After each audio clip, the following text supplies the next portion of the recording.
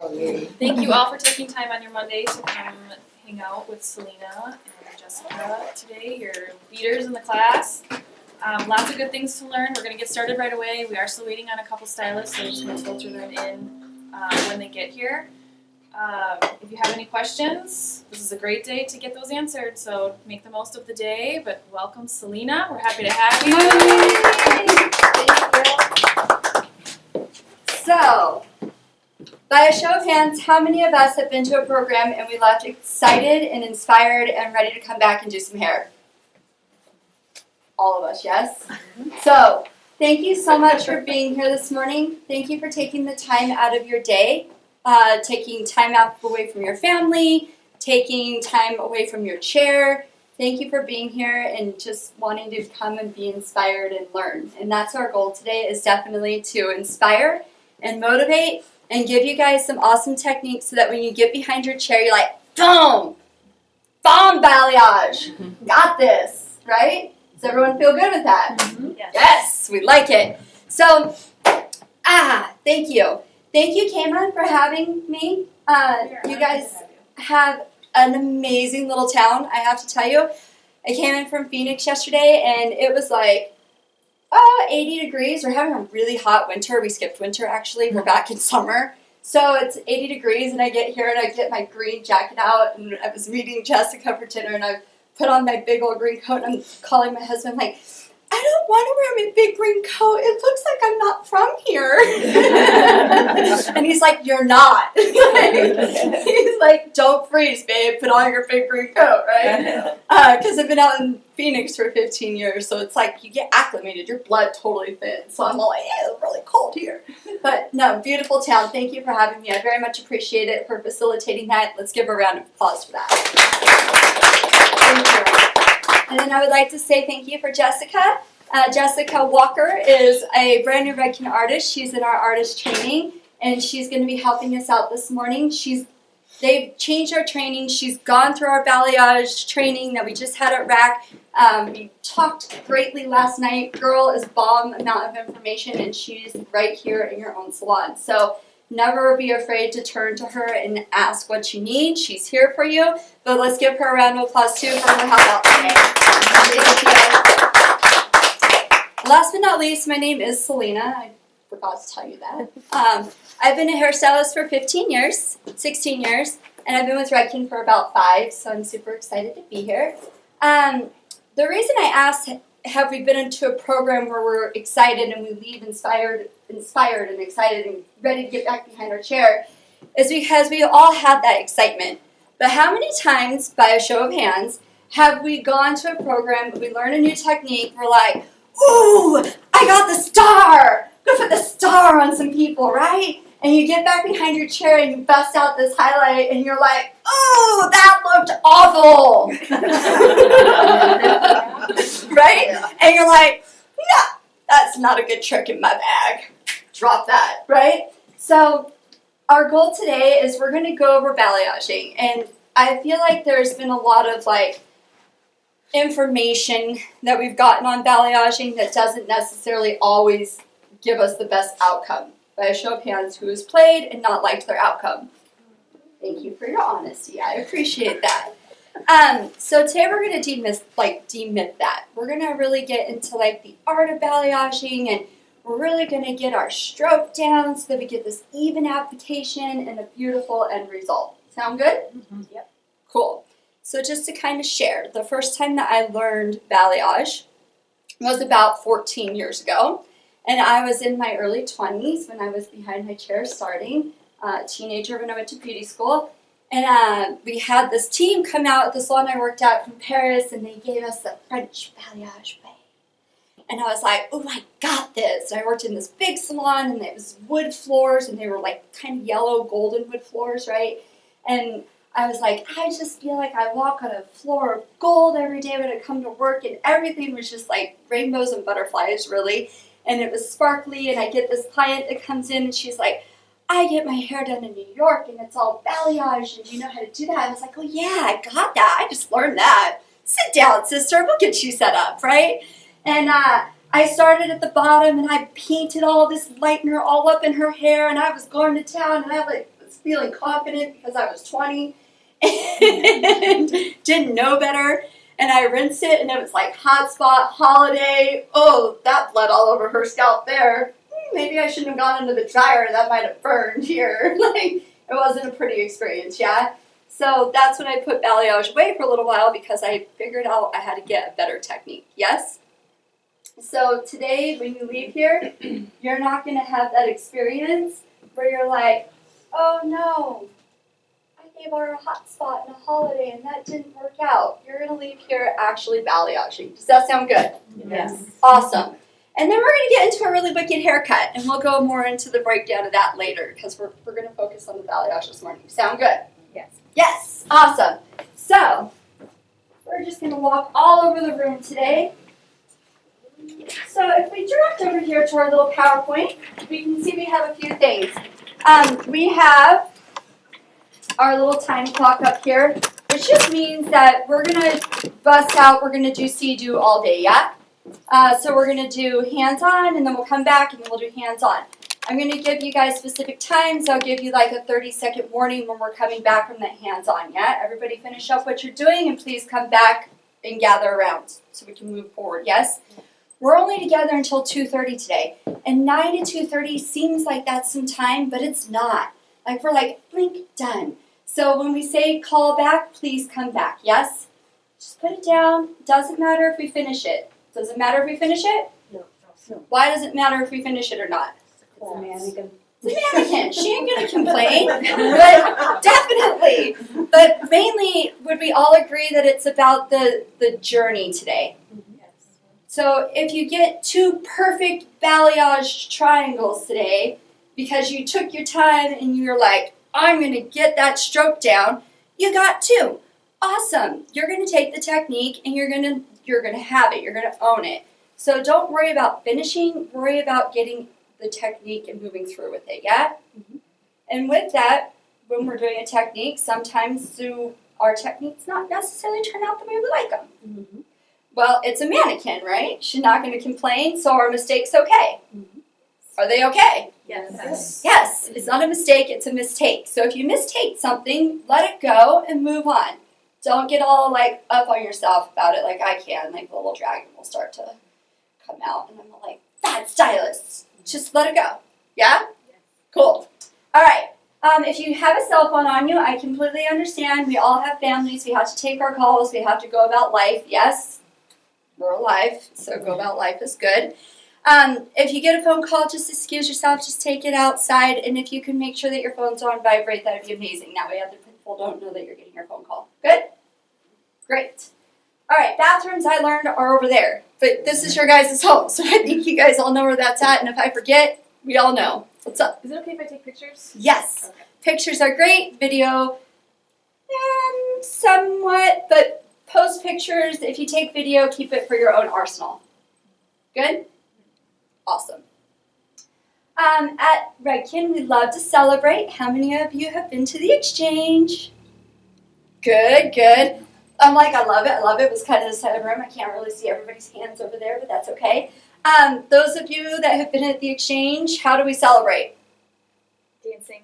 Dancing. Good. We love to dance, yeah? What else do we do to celebrate? Hands in the middle. Hands in the middle. Awesome. Why do we do hands in the middle?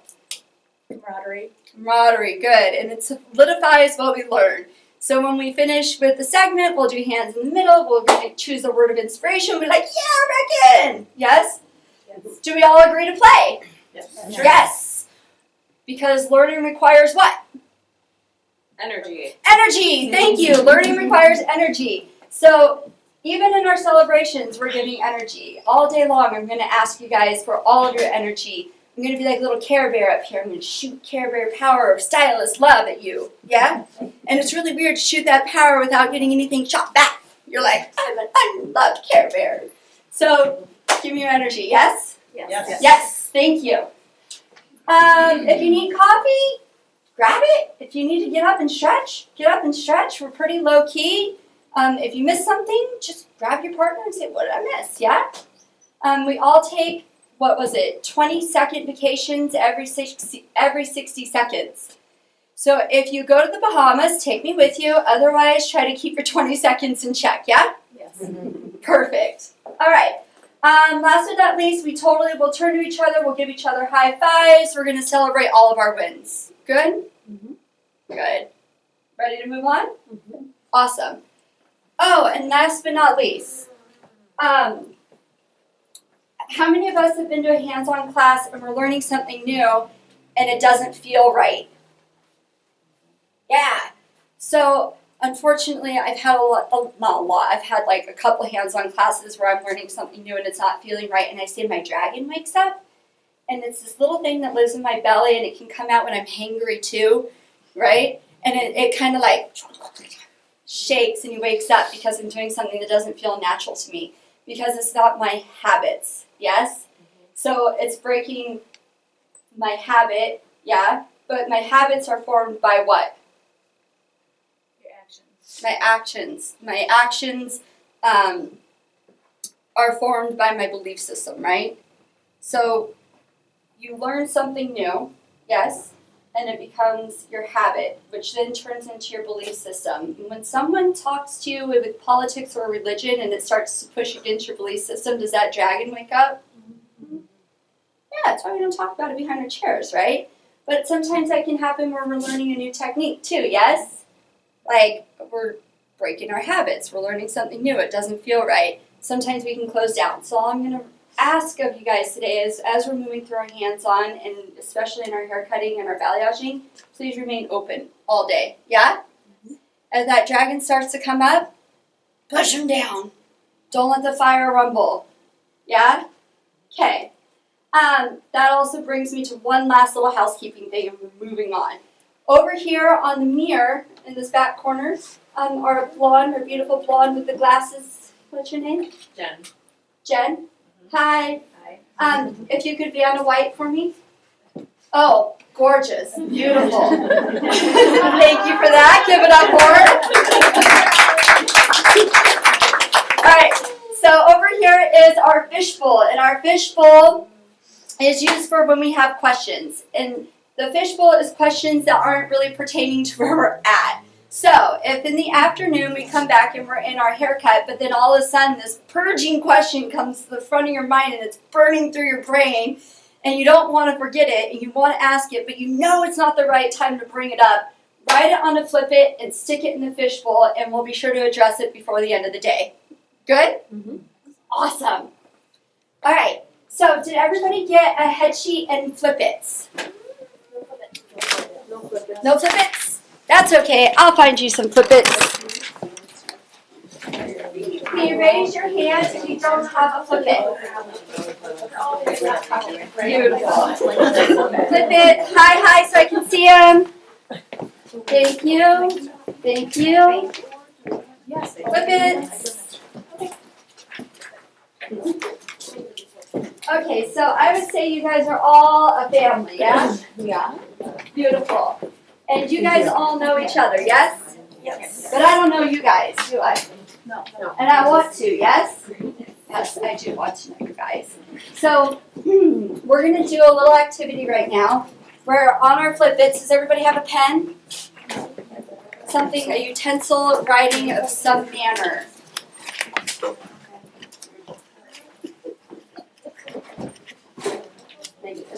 Okay, so everybody has two flip-its while you guys are getting your writing utensils out. One flip-it is to keep with you so that we can ensure that if that burning question comes to you, that you don't have to walk over to the fishbowl to grab an extra flip-it. You can write it down and go pop it up there and then grab the extra flip-it in case another one comes up, yes? Mm-hmm. Okay, now the other flip-it is so that we can do our little activity. So in the upper right-hand corner, if you could please write down how many years you've been doing hair.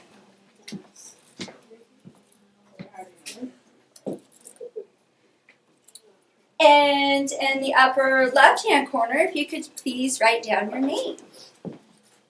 I know this is very challenging first thing in the morning. Right hand, left hand, upper, lower. In the lower right-hand corner, if you could please write down one thing that you rock at doing hair. Like, what's the one thing that you are a freaking rock star at when it comes to hair? So I do a lot of programs to kind of give you guys an idea. So like when I do clipper work, because I love men's design, I love clippering. Right. I freaking love my clippers. I rock at it, right? So we had this little thing where we started giving ourselves like little pet names, right? And I became Triple Lot Girl. That's what I rocked at, was fading with the triple lot up. So what do you rock at? Write it down. Oh boy. You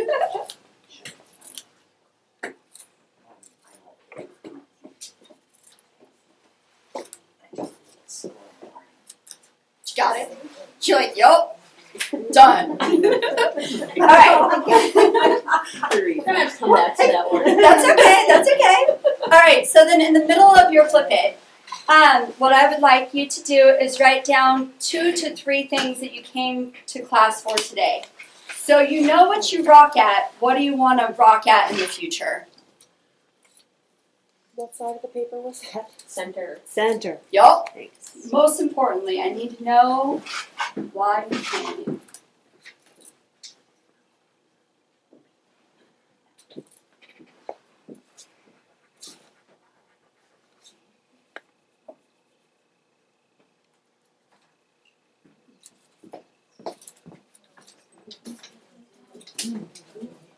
So I think she said 2. 2 to 3. 2 to 3. If you have 5, give them to me. Like, I want to know what you came for. I'm here for you.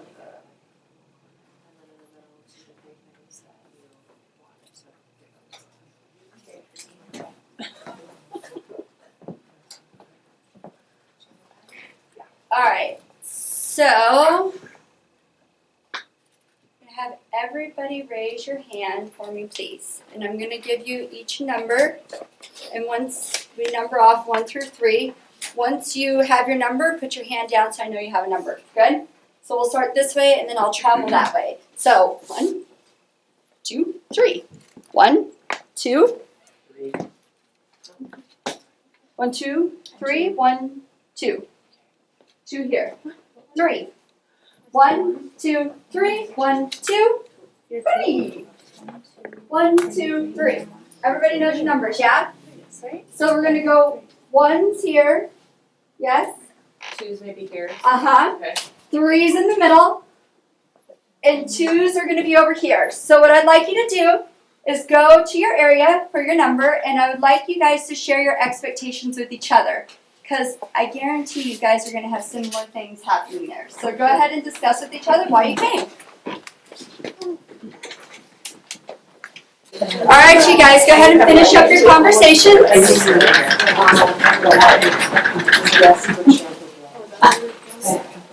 Okay, so we had 1 over here on this side, yes? So I'm going to have you guys all shift this way so I can see your beautiful faces. Hi. Hi. Okay, so what did you guys learn? What did you learn that you wanted to learn? Pretty much that we all want new techniques. Yes, and cuts. Balayage. Balayage, good. And energy, what did you say? Yeah, creativity. Creativity. I like it. So balayaging, creativity, inspiration, placement, technique. Yeah?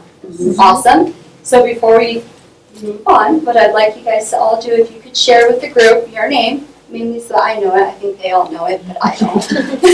But if you could just announce your name and how many years you've been doing hair. Maureen. And total, probably about 42. Awesome. Thank you, Maureen. Hush. You get snaps. That's like wicked awesome. If you can make it past 7, you're golden, right? Like, Golden, all right. Really kind of tarnished. Thank you for sharing. I'm Rita, and I've got 36 years in. Awesome. Thank you. I'm Laren, and about 13. Perfect. Thank you. I'm Mallory, and I got about 2. Awesome. I'm Erin, I have about 2.5 years of salon. Awesome. Thank you. Give it up for this team, guys. You guys can have all of your little projects. That's okay. We'll get it from you in a moment. Thank you. Awesome. Good. All right. So at the end of the day, when we're finished, we're going to come back to this page and we're going to say, Did y'all get what you want? And when you say yes, that's great. And when you say I need this one last thing, we can do it. Yes? Cool. Thank you. All right. Hi. What did you guys learn what you wanted to learn? We all are on the same page with the balayage and then retouch applications, cutting, inspiration. Inspiration. And then I've got very good banana skills. Yeah. Sure did, girl. I was all like, shh, got flow in that arm. You're gonna have a good balayage stroke. Awesome. And also reverse ombre and then the difference between ombre and balayage. Ooh, good question. Beautiful. Okay. And before we give it up for you, if you guys could all share your names and how long you've been doing hair. Katie, 2.5. Thank you. Debbie, 37. Ooh. Jen, 13.5. Awesome. Thank you. Nicole, 15. Hi, Nicole. 15. Jennifer, 3. Okay. Ish. Yeah. I'm an ish girl. We'll go. Yeah. Everything is an ish. Awesome. Thank you. Give it up for Team 3.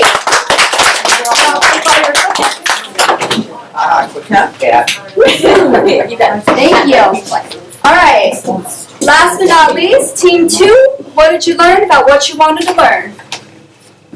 I think June had some good ones with placements. Good. Just getting that seamless balayage and getting more confident with placements. Working with the new product. I haven't been able to work with the new freehand yet, so I think we're going to be working with that today. Oh yeah, we So are. I'm excited about that. Mm-hmm. And then just taking advantage of the education that we have today. Awesome. I love it. Thank you. And before we give it up for you, if you can all share your names and how long you've been doing hair. Lisa, 36. Awesome. Thank you. Crystal, 13. Cool. Thanks. 40. Awesome. Thank you. Debbie, about 3. Cool. Lisa, 30. Awesome. Give it up for Team 2. I'll take all your little tickets. Thank you guys for sharing. All right. We got it all? Are you guys comfortable or do you guys want to go back to your homes? We have no homes. Good. I like it. We have no homes. We are home. Thank you. All right. Good stuff. Thank you guys all for sharing. We're on track with what we want, so that's always exciting. We're in the right place. I don't know how many times I showed up for school and I was in the wrong place. We will get it done. Okay. So, balayage. Let's talk balayage. It's beautiful, yeah? Yeah. So I just put out some of these images because I think they're absolutely gorgeous. We have a really bright, I would say this is more of our Victoria's Secret balayage. I find I like to put names to things, like I make up my own terminology for that. Like I said one time to one of my clients, I was going to highlight her and I was going to add some sparkle to her ends. And she went to her next hairdresser and was like, well, my last hairdresser gave me sparkle ends. Do you know how to do that? And that hairdresser was like, What? sure. So but I find these little things, they're ways that we can open up conversations with our clients, right? So when I am looking at a picture like this, I'm going to be like, oh, that's gorgeous. This is very much a Victoria's Secret ombre or balayage, yes. We definitely have some baby lights in there that brought it up and put it a little bit softer. We can tell that it's hand painted by how light and bright her ends are, yes? Mm-hmm. So those are kind of those conversation openers. Our girl in the middle here, just old Hollywood glam all the way, yeah? She reminds me of like a 1940s actress with her blonde hair, and it's pretty darn blonde. She's like getting into the blonde side of blonde, right? So this is going to be for my more high maintenance balayage client. I'm like probably base breaking her, or I'm doing a high lift on her, and then I'm going back and adding foils and hand painting. So she's like my blonde anorexic, yeah? Mm-hmm. Cool. And then we have our soft, oh, I'm so bohemian, ombre hand paint balayage look. So with her, we can tell that she's pretty much all balayage, and we probably have a glaze over that as well to help us get some blurring going with our color, right?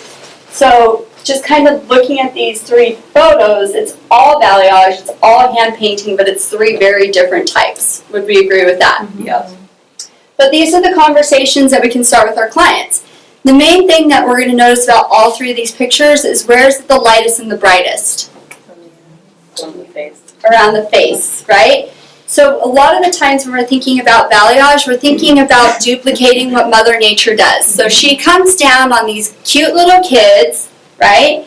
And especially during the summer, she comes down and she goes, and she kisses their little heads with perfect highlights. What the heck, right? So when I'm thinking about balayage and hand painting, I'm thinking about if I were Mother Nature, how would I come down and kiss you to bring out the beauty? Cool? And I'm going to kiss it around your face because I want to make it lighter and I want to make it brighter. Does she kiss underneath here? No, it's normally typically a little darker, right? But all through here, all this like lighter, softer hair on little kids, it's all like, oh, I'm so blonde. And then depending on where the sun is shining, they're blonder on one side, yeah? And like, you can totally get how and where they were playing, yeah? So when we're balayaging today, when you're thinking about your placement, I really want you to think about how the sun would come down and kiss that person. Because it's really going to help you visualize where you want to see the brightness. Good times? Mm-hmm. Awesome. So what exactly is balayage? Well, balayage is a French term for hand painting. It's a sweeping motion. So everybody put your arm out and sweep, sweep, sweep. Now notice that I'm not really getting into a chop, chop, chop. I'm a sweep, sweep, sweep, yeah? So balayage is a sweeping motion. So when we're working today, I really want you to remember that dexterity that you just did right there. We're moving with the entire arm. I'm Vanna-ing, yeah? Okay, so it's a sweeping motion.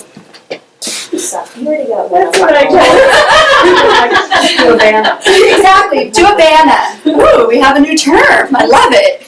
All right, so I'm going to pop back over here. We have our freehand creamy lightener slide up there, yeah? Yeah. So we're going to talk about that, and we're going to get mixed up, and we're going to get right into our technique. Does that sound good? Yes, absolutely. Say hello. All right. So who has, by a show of hands, played with our freehand lightener? Couple? Okay, great. Not a lot. That's good. Those who have played with it, can you please share with me what you like about it? It doesn't move very much. It stays in place. Yeah, it's like, boom, I'm on the hair. I'm not going anywhere. It's really thick, It's very thick, yeah? and then when it dries, it's like powdery. Yeah. It gets a little scary, like how thick it is almost, huh? Like, I got it in my kit, and I started mixing it up, and I was like, I'm just one of those all in. Yeah. And I was all like, I am not going to like this product. This is weird. And then I got up in it, I was like, I love this product. Yeah. Awesome. Thank you for sharing. Give it up for her, please. A couple of key things that you definitely said. It's thick. It's thick. Yeah. Is it clay based? It's a clay-based lightener. So if you guys pop back here, it's going to give you kind of all of that. With the clay-based lightener, what it does is it's going to encapsulate the hair. Everybody say encapsulate. Encapsulate. So why is that important to us? Keeps interior Stirs moisture. Good. And as much as I hate that word, we must use it. It keeps the interior moist. And why is that important to us when we're freehanding? So the hair lifts. So the hair lifts, because what happens if it dries out? Stop. It stops working. Bollocks! We can't have that. We gotta get light and bright, right? So it encapsulates the hair, so it makes the outside dry, but it keeps the inside nice and moist. And that's gonna allow us to get lighter and brighter techniques, yeah? In one shot. How many of us have been freehanding with other lighteners and they all dry out? Yeah. And then you rinse it off and you're like, wow. Again, I'm gonna say bollocks, I'm only at a 7 and I needed a 9. Darn. So it really is going to give us the opportunity to get that lighter, brighter lift. Yes? Yes. Good. It stays put. When you played with it, you notice that once you dropped that piece of hair, it was it stays, right? So it's amazing on that fact there. I will say that it is, because it's clay-based, when we mix it up, it's a little crazy feeling. It's really quite thick. I didn't think it was going to spread very well, but I'm so excited for you guys to play with it today, because the minute you get it on your brush and you start sweeping, everybody sweep, sweep. When you start sweeping, the lightener just goes and it glides over the hair like magic. We're going to call it magic butter. It's amazing. Good? We can get up to 6 levels of lift, and our mixing ratio is 1 to 1.5. 1.5 to 1. It's a funny little number, yes? But may I share with you, that is how I love the lightener. It is real, yes, that it's an amazing ratio. If you guys eyeball this lightener and you get too much developer, the consistency is not going to be right for your hand painting. It becomes too runny. If you get too little developer, it literally chalks up in your bowl. Again, you're not going to like the consistency. It's not going to go on smoothly for you. This is a lightener that you should absolutely 100% scale. Yes? Mm-hmm. Now, if you have like a little head sheet or notes, this is where I'm going to say you definitely want to mix 10 grams. Yep, write it down. You'll want this. 10 grams of powder to 15 grams of developer. Shall we flip that?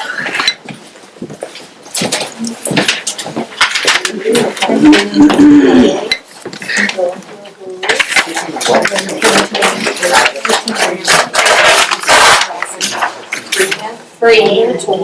Can you say that again, please? Yes, 10 grams of powder to 15 grams of developer. So, Selena, why do I only want a total of 25 grams of product? Yep. Why? Why only 25 grams total? Because you can mix more. I can mix more, exactly. So here's what happens. When we don't measure our lightener, how many times do we throw away a big puffy bowl of lightener? A lot. So if we start mixing our lightener with our scales and we mix it 10 to 15 grams, gives us 25 grams. 28 grams technically is an ounce. Once I go through about an ounce of color, do I still have the same lifting power? It's time to mix new.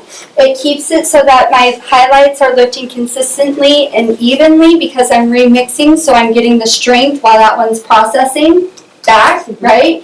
But it also makes my product waste go super, super, super down. Good stuff? Mm-hmm. So just a hot tip on that. Flash lift can be mixed 1 to 1 or it can be mixed 2 to 1. When I'm foiling with flash lift, I like the 1 to 1.5 ratio, so I use that exact same ratio for my highlights as well with flash lift. Freehand consistency, I wouldn't necessarily foil with it. You can. I mean, like, we're artists. You want to get up on it, get up on it. For me, I like my flash lift for when I foil. And I use that same mixing ratio. And, I'm going to put the markers over there.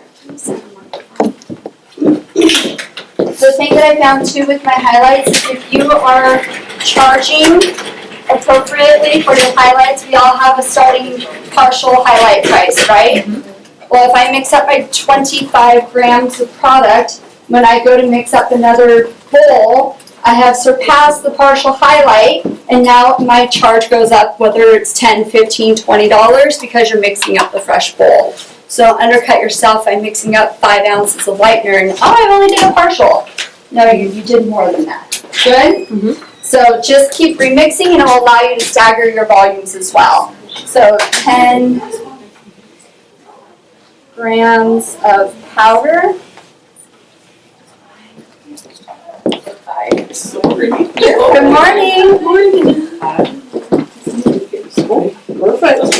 To 15 grams of developer.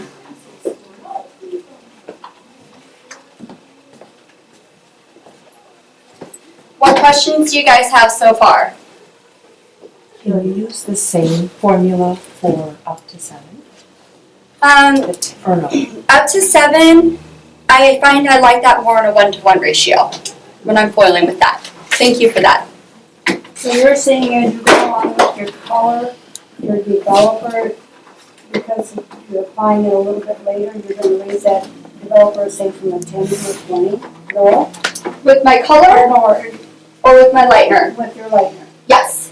So if I'm using flashlight and I'm doing, say, baby lights, and I've mixed up my first 10 grams of powder and my 15 grams of developer, my next bowl I'm going to mix up, if I started with 10, I'm going to go to 20. And all my highlights are going to mix and come up beautifully together. With my freehand, I pretty much just live in 40. If you want to drop it to 30, you can. You can use 10, 20, 30, or 40 with your freehand lightener. But most of the time, I want that maximum level of lift because I'm looking for the most amount of bright, beautiful blonde. I can always glaze and bring it back down. But if I don't get light enough, darn, I'm redoing my technique. Good? Awesome. We all feeling good with our mixing ratio and our freehand? So Jessica here has mixed us up our lightener. So what are you wearing? Right there. I'm trying to find a good brush for you. No, I have them. Oh, you do? Okay. And we have exactly 10 grams and 15 grams, right? So we can see, I'm just going to pass this around, that is nice and thick. So give it a stir. If you want to get a sniff, you can. I don't like to sniff my lighter. But it's nice to smell what it smells like. Like toothpaste. Yeah, it's like clay. And is this powder giving you 10, 20, 30, or 40? Yep, 10, 20, 30, or 40. And you're just going to use your standard developer, which is the Sky. What can I see? Just Okay. standard developers. Good? Feeling good to move on? So just really quickly before we break into it, I do want to talk about the base breakers. Actually, no, I'm going to talk about that as I'm applying. Good? We'll come back to that side. Alright. So let's get into our technique. So we all have a balayage paddle.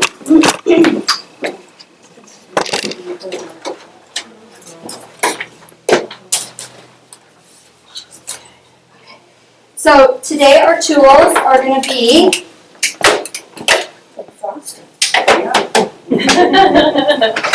No, like gamers. I would not taste good. I'm honest. So it looks just like frosting. Yeah, totally. I can't. It's thick, it's heavy. But we're going to come back to that frosting because it has a purpose. All right. So we're going to be working with our balayage paddle today, yes? Yes. And we are going to be working with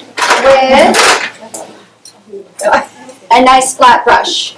Yes? Okay. I prefer the smaller brush, 1-inch brush, because I can contain more control with it. If you have to use a bigger brush, you're going to have to learn your dexterity really quick. But it's going to be a good learning thing if you do. But if you can, about the 1-inch brush with the long bristles, this is going to be the tools that we use today, yeah? Yeah. And our balayage board is just so that we can really get our ends and our sweeping when we start to move down. Good? Get a nice saturation on that. Thank you. What did you guys think about this stuff? It's thick. It's thick. It's kind of scary, yeah? Yeah. It doesn't look like much product. It doesn't. That's because you need to remix after you've used that much product. That's good. The other thing that we're going to need is cotton, because we're going to put the cotton up underneath there to make sure we don't get bleeding and such. Yeah? Yeah. Yeah! I like it. All right. Hit my little next button here. Okay, so we went over a little bit of the brushes that we're going to use today. If you guys have an angled brush, you can use that as well. The angled brush, though, is something that I would almost keep to the side so that if I wanted to play and get a little bit closer to the scalp, that you have that tool on hand. But in our classic balayage technique, we're not going to get too much into that. But this is another great, great brush for your balayage techniques if you feel like you want to get a little bit of that angle up. Yeah? Alright, so our sectioning, we're going to be working triangles. Do you want to hit the next button as we go here? That would be awesome. So, Selena, why triangles? That's the question you're asking in your head right now, right? Make it look more natural. Make it look more natural, good. Shoot it out there for me, you guys. Why do you think we're going to use triangles? Softness. Softness, good. Give me more. Easier to section. Easy to section, good. When the hair moves, it has different looks. Good. When the hair moves, it has different looks. I like all of these answers. The main reason that we're going to be using triangles, do you guys want to come closer, maybe? Is when we're using a triangle, say this is my first section here, and I know that I want my lightness and brightness around her face, right? Yeah, I'm sure this little girl so that you guys can see her head a little differently. I got her. No, I'm just going to push her down. There we go. Good. So if I'm coming in and I'm balayaging this section here, yes. And here, yes. Over here. So my little triangle, my point's here, and my triangle's here. Okay. It's about 1 inch on all sides. If you guys all hold up your thumb and erase the tip of your nail, from the end of your thumb, actually where the skin is, to your joint, that's going to be about 1 inch on everybody. So thinking about inch sections, yes. So when the client says, I want 1 inch off, say, this much. It's good. So when I come in and I'm hand painting this, what is all this hair underneath here going to give me? Depth. Good. It is going to give me depth. It's going to give me a low light because I'm painting surfacely, right? It's also going to give me what I call an insurance policy because I get a little too heavy-handed. I got a lot of buffer underneath there to give me a little bit of, to make it so I don't get a hot spot. Good? Okay? So that's also our insurance policy. But as we move up, we're going to come up into our corner. We're going to have different saturations. But then as I move down, I'm going to have depth here, depth under here, and then I'm really going to saturate these ends, yes? So that's going to allow me to have the most amount of lightness and brightness. So I get blast, bright, soft kisses. So kiss the sunshine, blast the brightness. Yes? Okay. So our pattern today, we're going to be only working from like the parietal ridge and crown area up. Why do you guys think that is? It's just the surface. It's just the surface, exactly. So again, thinking about how Mother Nature would come down and kiss your little head. That's all we're working, yeah? So our first section on our mannequin head, we're going to take a center section. We're going to take a diagonal forward parting, and we're going to make that inch triangle. Good? And we're going to do that on each side.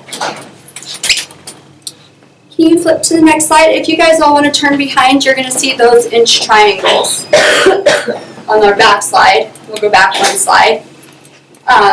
So just kind of think of your triangles. Think about your sectioning and your triangle pattern, yeah? Yes? Yes, good.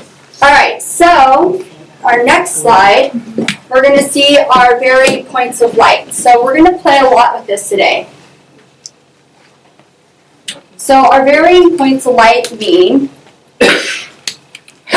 that we are going to paint up either center, we're going to V, we can make a diagonal line in that hair, so we can make a leading line in our balayage for the eye to follow. So if I want everything to kind of be flowing back a little bit Victoria's Secret-esque, I might paint that line on a diagonal coming up to give a leading line so she curls her hair away from her face like so. Then you see that movement coming back. Maybe I want it coming forward. Those are where we can really get into the creativity, yes, of our lines. So those points are fantastic. Okay, so we're there. I like it. So, actually I want to go here. Alright, can we go to our next slide there? We can come back to our points of light. That's great, thank you. So after we get these two diagonal forwards, all we're going to do is then come in into a diagonal back line and then another diagonal line, and we're going to make another triangle. Good? And these are bigger triangles.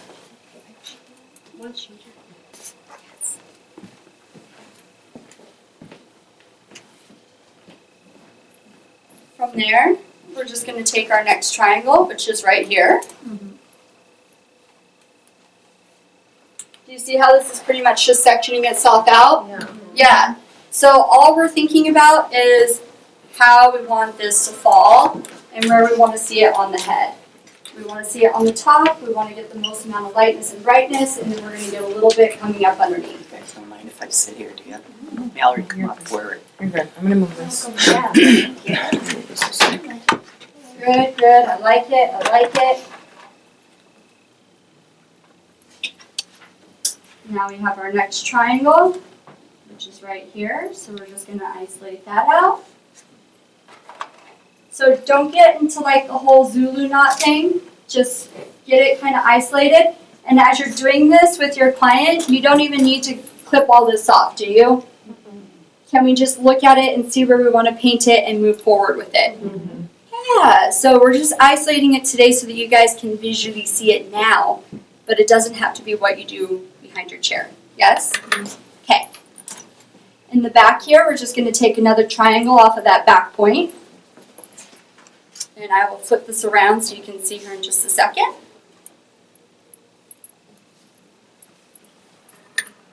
In these triangles, we get bigger triangles, we get smaller triangles. We're looking at about 1 inch. Does it have to be a perfect inch? Can it be bigger than 1 inch? All it's going to do is do what? Softer, because they're bigger sections, right? And we're going to get more brightness on the ends. Softness on the top. After I get the back triangle, it's going to show me my triangle that I'm just going to section off next. My coffee fell over. Easy. Are Is we it all wet being there? okay with this? All right. Did it get wet under there? Doesn't look like it. Jeez, what a miracle. And I like that. We're good there. And then I'm just going to pop. Now you guys can see it's already showing me the way. Hi, triangle. Hey, Selena. Yeah, let's section you out. Cool. I'm an only child. I have a lot of self-conversation and I speak out loud. I do the same thing. Simple as pie, yes? What questions do you guys have? So, we're going to break, don't go away yet, stay with me for right now. We're going to break into our little 2 groups on our mannequin head. We're going to start by sectioning this out. What was my first section? Front. Okay, so how did I establish my front section? Created, okay, so we went about 1 inch. So we started with the center profile part, right? So isolated that out, worked on the front about 1 inch up, yes. And we took what kind of a line? Awesome, and we made a triangle, beautiful. So I got 2 triangles, and then where did I go? Technically the second or third triangle. Yes, technically the 3rd triangle, good. And it's an upside down one, right? Is that okay? Yes, it's okay. So I made my next triangle, diagonal back, and then another diagonal line, yes? Good. And then I did what? Yeah, it said, hey, here's my next triangle. I'm right here for you. Cool. We just sectioned that out. Good. All right. And then I did what?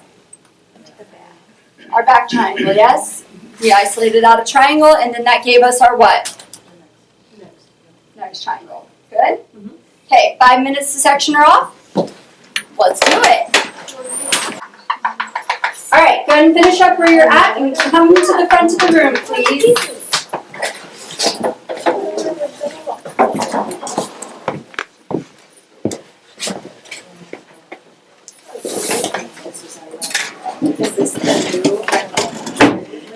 This is the new freehand, yes. All right, come closer, lovelies. Closer, closer. Awesome. How did that go? Good. Yes. Was it kind of fun making triangles all up on this person's head? Yes. I felt like I was a kid again. It felt fun, right? Thanks. Color between the lines. Color outside the lines. It's good. Yeah? Awesome. Takeaways. Anything come up? No? We're good to go? Permission to move on? Yeah. Awesome. All right, so we're going to start on a side. You can start on your left side, you can start on your right side. We're just going to start on the side, yes? And we're going to only do one side at this point because you guys will flip, yeah? So one person can do this triangle, the next person can do that triangle, the next person can do this triangle. because I want you guys to be able to try out a slightly different technique on the other side. So we're just going to stick to one side. Don't care what side you start on. Me, I'm going to start on my right side. Good? Awesome. So I have my first little triangle. I know that I'm going to be moving through here. I know I want the most amount of lightness and brightness around her face, so I know I'm going to be coming up here center.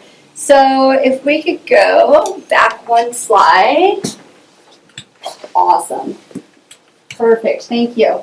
So these are where we get our creativity and our artistry kind of coming in with our painting. So I'm going to start my first one by actually coming into a point in the center of my triangle. Thinking about my triangle being this way, and I'm going to come into my point here so I get that really nice little right here like a little kid would have. Yeah?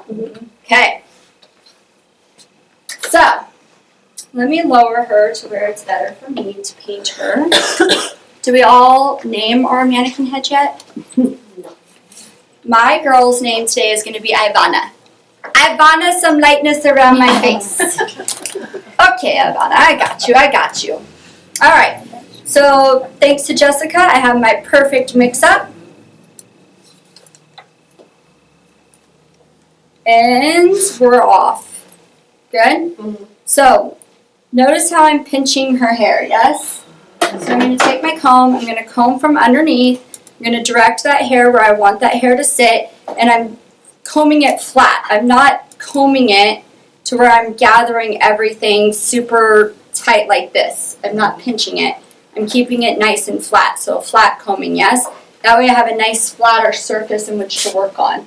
Is it making sense? And I'm going to keep this at a diagonal. What's my elevation? 45? Am I 45? No. Am I diagonal? We're at a diagonal, yes? So my elevation's going to be at a diagonal. So hot tip, when we talk elevation within Redken, we're always referencing the room. So everybody go ahead and lift your arm up here and put your other arm out like this. Yeah, and put it together. Yeah? This is a 90 degree what? Vertical. Yeah, because we're vertical here. This is a 90 degree horizontal. Good. This is a 45 degrees. Yeah, 45 degree diagonal. This is a diagonal. Closer to a horizontal. This is a diagonal. So a diagonal can be 45, right? 45 is diagonal, but not all diagonals are 45. Does that make sense? So if we're getting into where it's a vertical diagonal, we just say diagonal. Good? Okay. Helpful? Yes. All right, awesome. And remember that's in reference to the room, not to her head. So if you think of her head being in a perfect little box, like 90 degrees, 90 degrees, diagonal, diagonal. Does that make sense? Awesome. All right, so again, combing her down, a nice flat combing, holding her hair nice and tight at a diagonal. I'm going to come right on in here. I'm going to apply a little bit of my lighter to my board so that I don't have to go back and do that later. It's going to make for a nice, easy saturation. All right, so I'm going to scoop the lightener onto my brush, and I'm going to get a nice little dollop on there, yeah? And I'm going to make sure the back of my brush is nice and clean. So my product dollop is on the what part of my brush? One side, front or back, whatever you want to call it. It's on one side of the brush, and the back is clean, yes? So keeping this at a nice diagonal, yeah? Keeping it flat, I'm going to hold it nice and tight. Right? I'm going to come in with my brush, with my bristles horizontally, not vertically, horizontally. Why am I coming in horizontally with my bristles? Softer. What do I not want to do? Harsh. So if I come in this way, I'm going to go too deep with my brush, right? Yes. Too much product, too deep, too fast, yeah? Yep. So we're going to keep it nice and flat. We're going to start our application mid-strand on the hair. We're starting where? Mid-strand. All right, why am I starting at mid-strand? More product. More product where I want it lighter and brighter, right? So starting at mid-strand, I'm going to come and I'm going to sweep up to the base.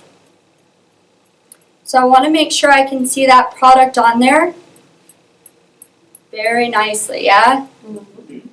So, like frosting, yeah? When I'm using fondant, if I miss a spot, does my wedding cake look like it's been jacked? Yes. Yeah. So I gotta make sure that I get that fondant really nice and evenly applied to the hair. So I find that my dexterity to this is gonna be soft touch, soft touch, soft touch, soft touch. And now I'm rolling down. I need to blur those lines a little bit. Would you guys agree? Yeah. So now I'm just gonna come up with my pinky. All soft touch, soft touch. Now don't get all heavy-handed Hulk Hogan style on this. I need you guys to be nice and delicate and gentle and just nicely rub it in. Yeah? Soft blur. Yes? Now I have a really nice application here. Would you guys agree? Yes. Looks nice and smooth. Beautiful. Now I'm going to come down, load back up my brush here, and I'm coming in at the side, right? And I'm sweeping down as low as I can go with still having control on the hair. So my paddle is going to come in at the very, very end. Now do you guys see how nicely this product just applies to the hair? It looks a lot, when you're applying it, it looks a lot thinner than what it did in the bowl. Totally. Do you have So- product on your paddle? I do. I loaded my paddle with a tiny bit of product. I'm going to put my paddle in horizontally. I'm going to drop that hair on there. And now I'm going to come through and smooth that. I'm actually going to come vertical just to get it in there. Now I'm going to come horizontal and dismounting.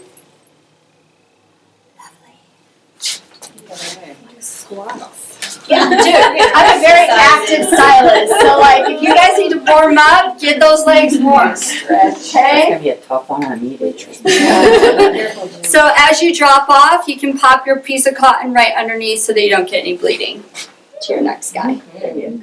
Fantastic? Yeah. Nice. Now, what we're going to do is we're going to wipe off just the tip of our paddle. Doop, doop, doop, doop. So I used to be like a wiper, but I need the extra product down here. So when we come in horizontally, and then we smear it up, and then we bring our brush vertically, that blurs the line. You see them blurred lines underneath. Cool? Sweet. All right, so now I'm going to walk you guys through the next one. Yeah? All right. And I'm going to go through, we're going to verbally break it down.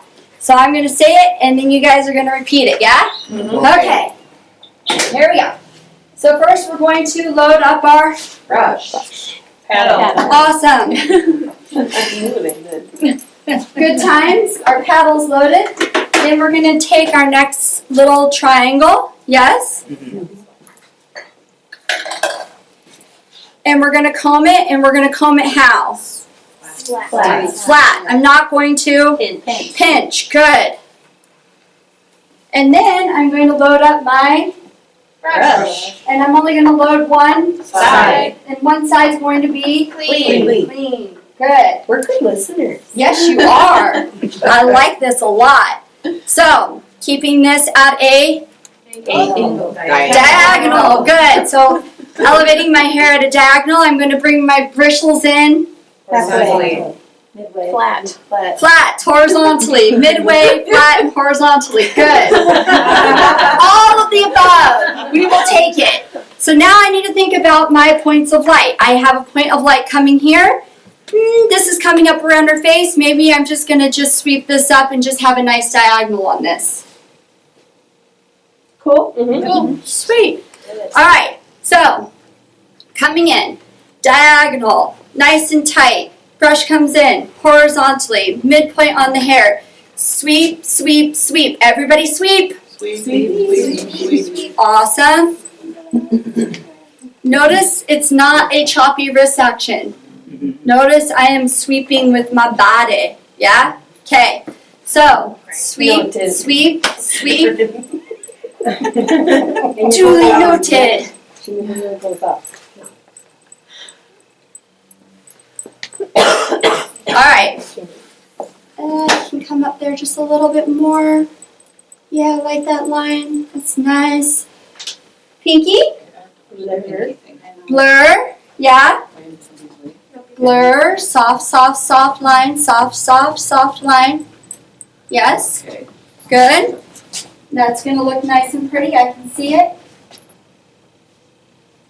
Loading it back up. Now I'm going to come back to my mid and ends. Yes, what am I doing?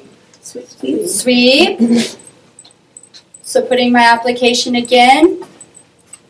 Mid strand. I've come down now as far as I possibly can, staying surface, right? I'm going to put my paddle in horizontally. Yes.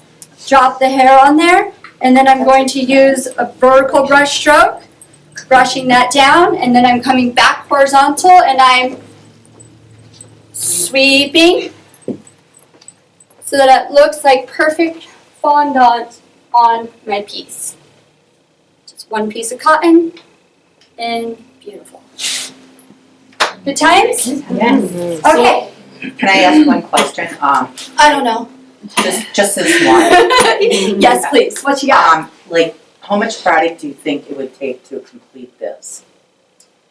Typically, I mix, if I was doing just this partial balayage, Yeah, maybe 2 bowls. okay. If I'm doing a full balayage, I might need 3 or 4 bowls. But look, you guys, I still have a lot of product. It's just on the edges of my bowl. Yeah. Right? Yeah. But you guys notice that it applies so lovely.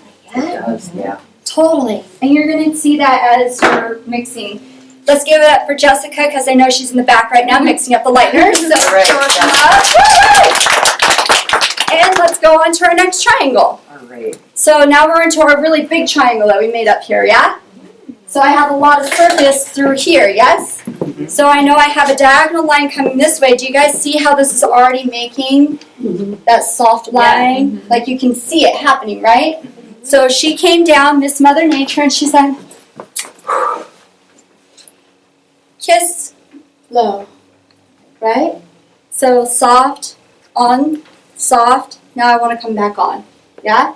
So now for this points of light, we're going to be using our V diagram. We're going to make a beautiful V. Everybody say it. V. Good. So we're going to come up this way and sweep, which is going to fill in this hole because that would be a little too dark right there if I didn't come up and fill in that hole. Do you guys see it? Yep. And then I'm going to come up here and fill in this hole so that when this hair falls, this is going to be falling corner back, right? When that falls, I'm going to get a beautiful little splash of color right over her crown. Cool? All right. So we're going to comb her. Load up our paddle.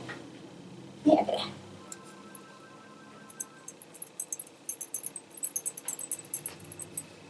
I always feel like a cat with these bracelets. All right, we'll just keep that in my hand here.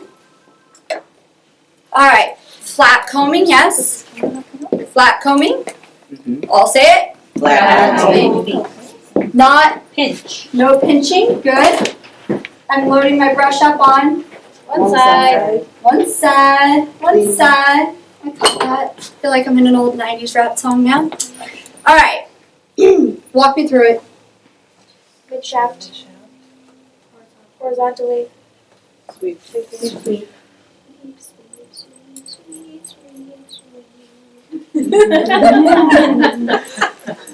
I like it. Please continue.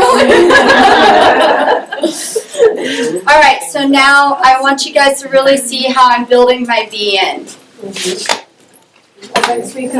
Oh, goodness. Thursday night again. I actually did that. All right, so I'm building in my V. I was losing product. I need to have pretty fondant. Needed to get more product, yes? Coming in, starting more mid-shaft again. I'm going to raise my elevation. Why am I raising my elevation? Going higher. You got it. Get close, right? And I'm leading with the tip of my brush. So what am I leading with? Yeah. The tip. Just the tip. I have to confess, there's no way to teach this class without it sounding off. So, smooth strokes and lead with the tip. Yeah. Perfect. Here we go. Stroke, stroke, raise the elevation. Would you say it's better to start with less product on your brush than more? I like to get almost a well of product into the middle. As long as you're not pushing that product through, it's good. I actually, I just start with a nice dollop. Does that answer your question? Okay, not really. You want to start with enough to start your spread with your sweep. You'll know when you have too much, and that's why we're working on Ivana today, yes? Yes. Okay, so I got a pretty V there. I like my V. Do you guys like my V? Yes. Sweet, now what are we going to do? Pinky. Yay, Pinky! Hey, Pinky. I'm going to come up and do what with my pinky? Blur. Soft, very soft, delicate strokes now. Making sure to really smooth that product down and out on the hair. Yes? So my elevation lifted. Now my elevation is going to lower. My coffee's kicking in. You guys have caffeine in your coffee here. It's lovely. All right. What am I doing? Going down as low as you can. Good. I'm going down as low as I can, keeping my brush horizontal. Awesome. Sweep, sweep, sweep. Yeah? Yeah. Sweep, sweep. Sweep, sweep. How sweep it is. How sweep it is. And now I'm going in to saturate my ends. And then I'm going to Pull it off. Slide it down. I always want to go back through horizontally and sweep that, because when you're going in vertically and you're pushing, you're making hard lines. So watch this. Do you see how that's a line right there? And another line right there, right? That's not going to process pretty either. Wherever your lightener is thicker, it's going to be lighter and brighter. It's going to be splotchy. So that's why you have to come back through and sweep. Sweep.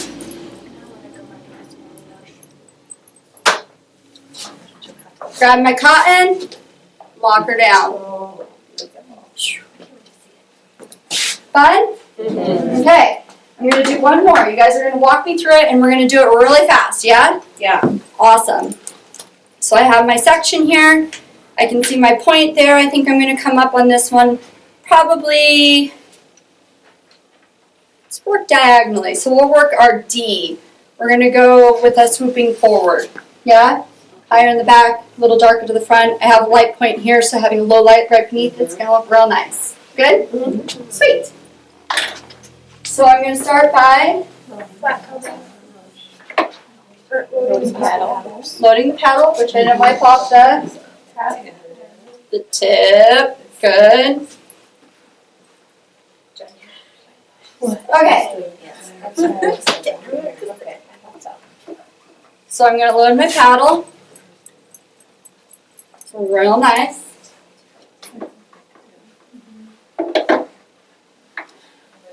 So is it important for us to wear our gloves and our color protection gear while we're doing this? Of course. Of course, because if I didn't have my gloves on, would I be able to blur?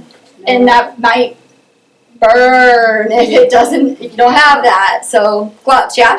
Yes. Good, good. All right. I'm flat, yeah? I'm holding my tension tight. I like to say taut. It's very taut. Cool. I'm going to go in and I'm going to start my application. Mid-shaft. And I'm going to start it with my brush. Horizontal. And I'm going to Sweep. Good. And sweeping it on up. I like that line. It's going to be real pretty.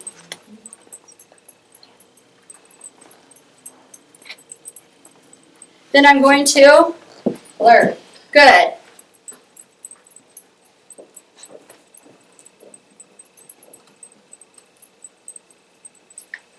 Ooh, pretty. And then I'm going to sweep. Sweep. Good. Good. Oh yeah, that's pretty. Good.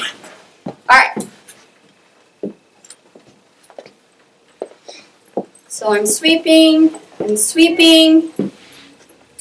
coming down, making sure that I have a really nice saturated piece. My board goes in, my brush comes back in, and I saturate. Yeah? Good. And then I sweep out my lines. I like it a lot. And dun dun dun dun. Beautiful. So pretty! Are you guys ready? Yeah. Okay, so this is what we're gonna do. We're only gonna work one side, the left or the right. We're not going into our back triangle. Yes? Yes. So we're gonna go 1, 2, 3, 4. This is what we're looking for. Sweep, sweep. Okay, no.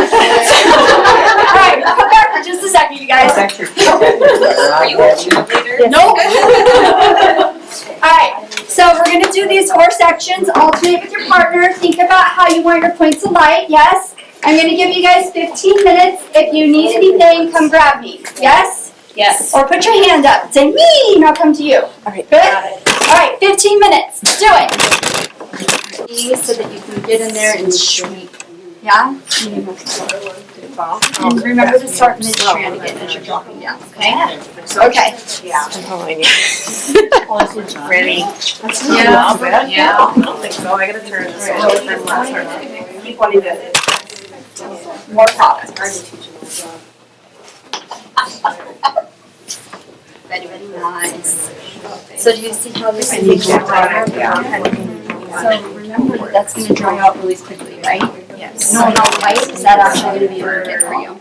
Not So, I should probably do thicker. yes, don't be afraid to be a little thicker, especially up in this point, so that you get the brightness and the lightness, because if there's not enough there, you shouldn't really see the hair, you don't see your product. Okay. So if you can't see it, know that this is going to be, this is going to be like a sombre. You're going to have a level 8 here and a level 10 there. It's actually good to know that, because that's the technique. Yeah. Here. Cool? Okay. Alright.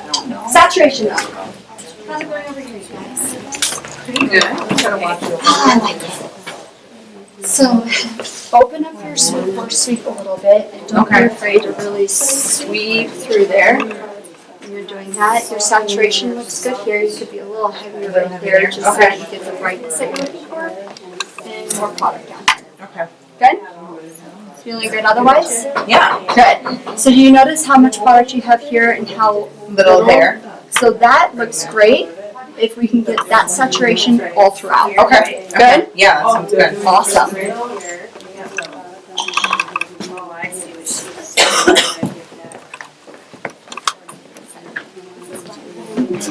Yeah. So do you see More product done. how you can see the hair through this? So when you think about the lightener drying out, is that going to dry out too fast before we get enough product? Yes. We need to get our saturation a little bit heavier, right? Let me spin her around so you can have a good visual. A little bit more, oh, yeah. More. Do you see the difference there? Yes. Definitely. So you guys make sure that you're really getting your saturation of that lightener. You want it to be like fondant on a cake. You don't want to break the cake with the fondant, right? Okay. So that you're staying surface with that beautiful sweeping motion, but you should only really see the product when you're done, because if there's not enough product on there, you guys aren't going to get light enough. It's going to dry out too fast. Yeah. Yeah? Cool. Better? It's good, you know. So this one is burning. Finish her off, and then for your next triangle that you do, definitely work on a little heavier saturation. Because even if you, when you drop that and you right there look at the tube, really see how much lightener is on that hair. Okay, so this one's Very saturated. You're welcome. All right, wherever you're at, finish her on up and come back forward, please.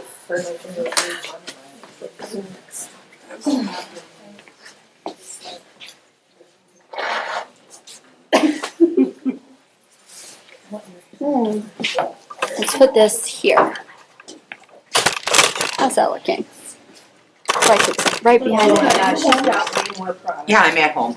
Yeah, I've been at home since Yes. 24th of Get it, she has the February. same amount as we have, and it's the same amount of section.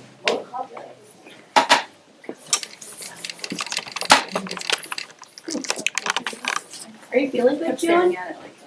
Okay, we all back? Are you feeling good, June? Yeah, I am You're thinking. getting around great. Almost. Just I need more strength, you know? Yeah. Yeah, you look like you're doing really good. June's a tough lady. Yeah. My delicate, tough flower. Yes. You're like a rose. More like a dandelion. Oh shit, those things are super tough. Super tough. But they are pretty. I enjoy dandelions. They make a nice tea too. They do. Or a salad. Dandelions. Dandelion They like me. That's the first thing they like. Food. All right, so our other two groups are finishing up. Let's bring it back. How did our hands-on go? Fun. Awkward. Good. All right. Is everybody kind of with their partners?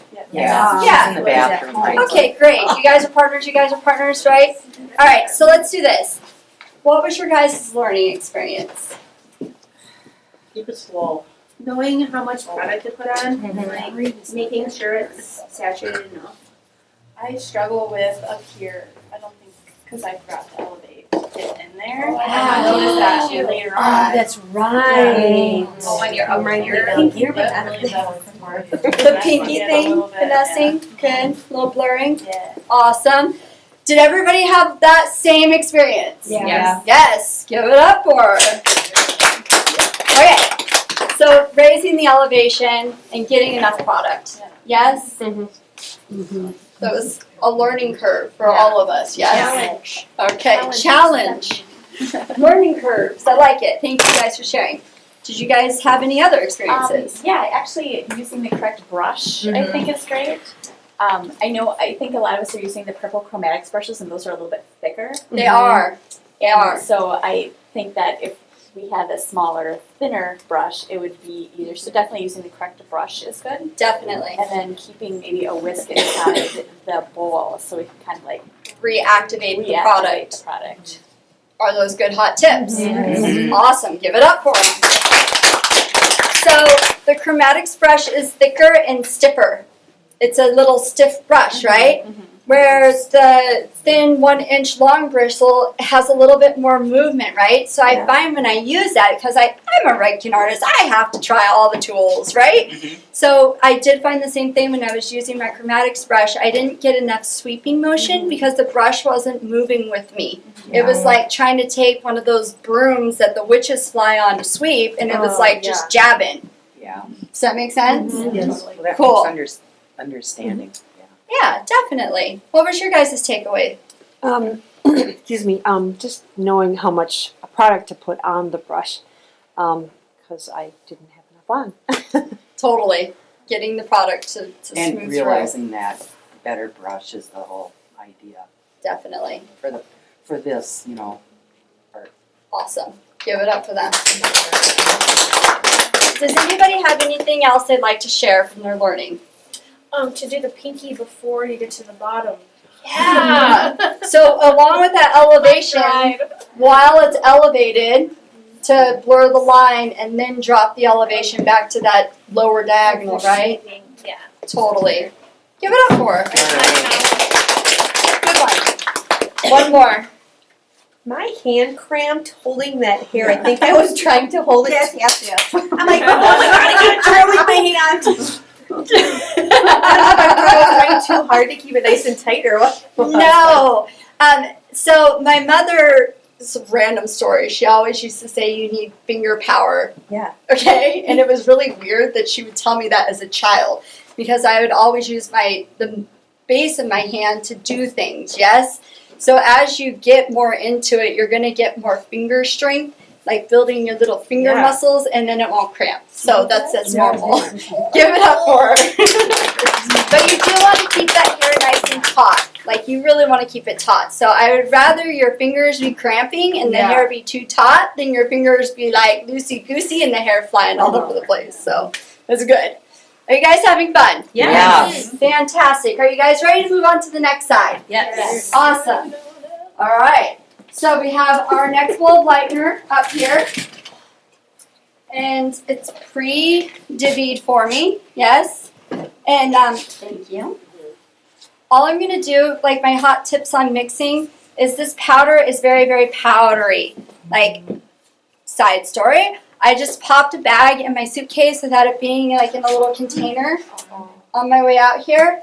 It's right there. And before I put it in that little container, I was just like going to shove it in a bag, and it hit a bristle brush, and it looked like Coke was all up in my bag. Like, I was like, TSA is going to catch me on this one, right? It's really, really light and very powdery. So when you guys go to mix it, do a little like baker's swoop. You know, like when you're baking and you're trying to fold things in and you're shifting it in.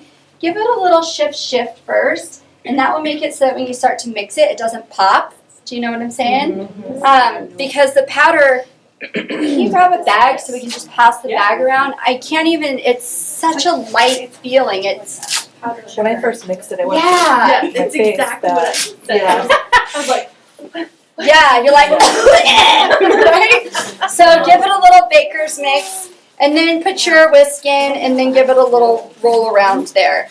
And that little shifting will really help the powder to not pop straight up in your face. Yeah? All right. So definitely keeping that whisk. And we're going to give it a really good, it's like you're beating eggs at that point. You want to get it really emulsified. Happy days? So I've played with using the spatula. I've played with using the whisk. I actually like a spatula a lot when I'm mixing this because I feel like I can fold it and fold it and fold it and then stir it. And I feel like this is such a thick product that a lot of it gets stuck in my whisk. So now I have to go in with my brush and like peel it out, right? Not a big deal, but if you have the little paddle that you can do it with, you're not going to get it so much stuck in there. Good? Mm-hmm. Awesome. Are we ready to move on? Yes. Well, that looked lovely. Literally, it hit one of my brushes, my round brushes, and I just like was trying to shove it in a little bag, and it hit it, and it was like, it was like, it's all white. I didn't bother cleaning it up. My husband's like, well, did you wipe it all out? I was like, no, I blew it out. It's fine. He's like, okay, babe. All right. So moving on to round 2, just getting some of this extra product off of my paddle. So I have a nice fresh lineup.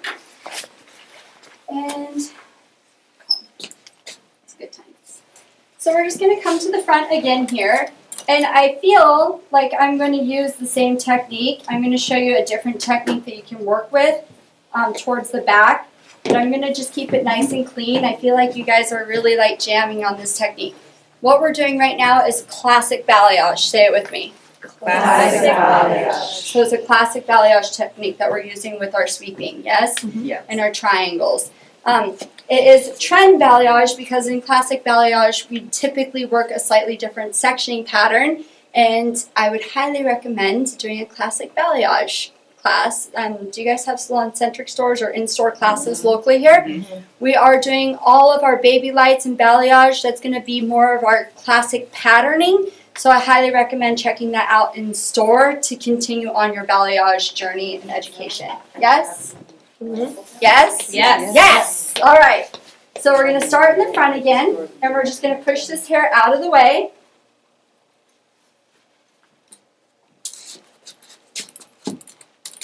Lovely. Opening up our workspace so that you guys can see what we're doing. So let's walk Selena through it. Load my paddle. Yes, ma'am. Paddle loaded. And that's nice. All right, what's next? Mid shaft. Cool. So how am I holding the hair? And diagonal. Nice and taut, flat. Yeah. Okay. Holding it mid shaft. Notice that I don't go too far down. That's probably why my fingers hurt a little bit more too, because maybe I was too far down, so it was harder to hold on to it. Yeah, Your fingers slide. So they do. And we're all wearing gloves. Right? All right. And my next step is what? Load your Load my brush. One side. One side. Good. And then I'm going to come in horizontally and I'm going to Sweep. Beautiful. Raising my so that I can get my, I'm leading with the Tip. So I'm raising my elevation so I can lead with the, so let's all say it, we're raising our elevation so that we can lead with the tip. Good.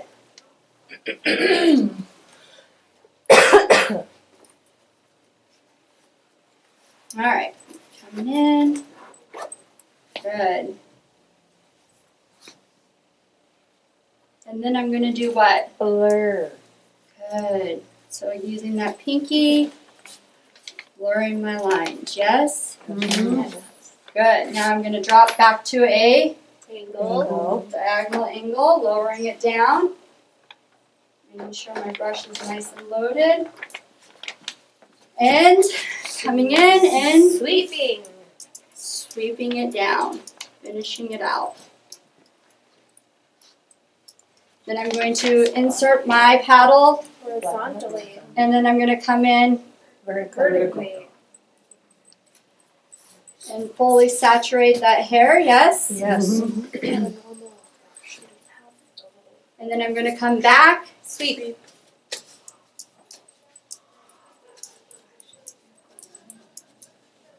Not heavy enough on my product there.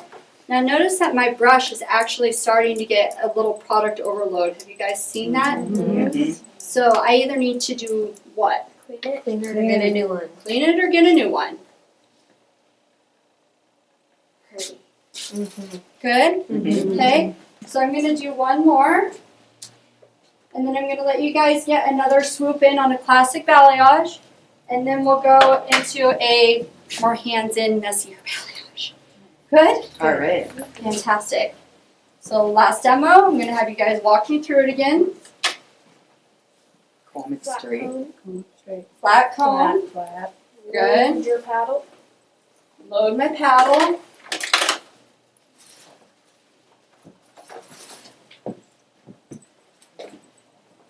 Cool. Now what am I doing? Load You have your to brush one side, other One side side, clean. one side. Good. And then I'm going to come in a little more. Give it to me, baby. Oh, I love it. Thank you. All right.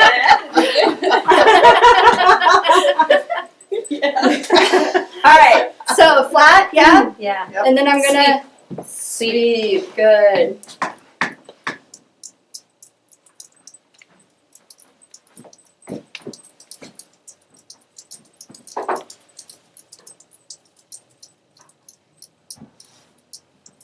So sometimes I need to slow down to speed up. So do you guys think that my application used to be this fast? No. No. So until I got good at it, I needed to go slower.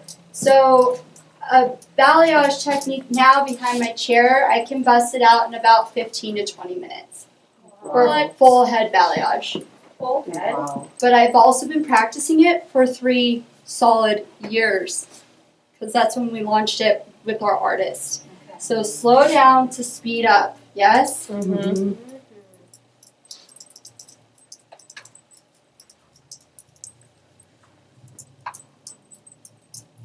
Make sure I have nice, even saturation where I want it to be lighter and brighter. And that's towards the front, a little softer towards the back here. Oh, so nice.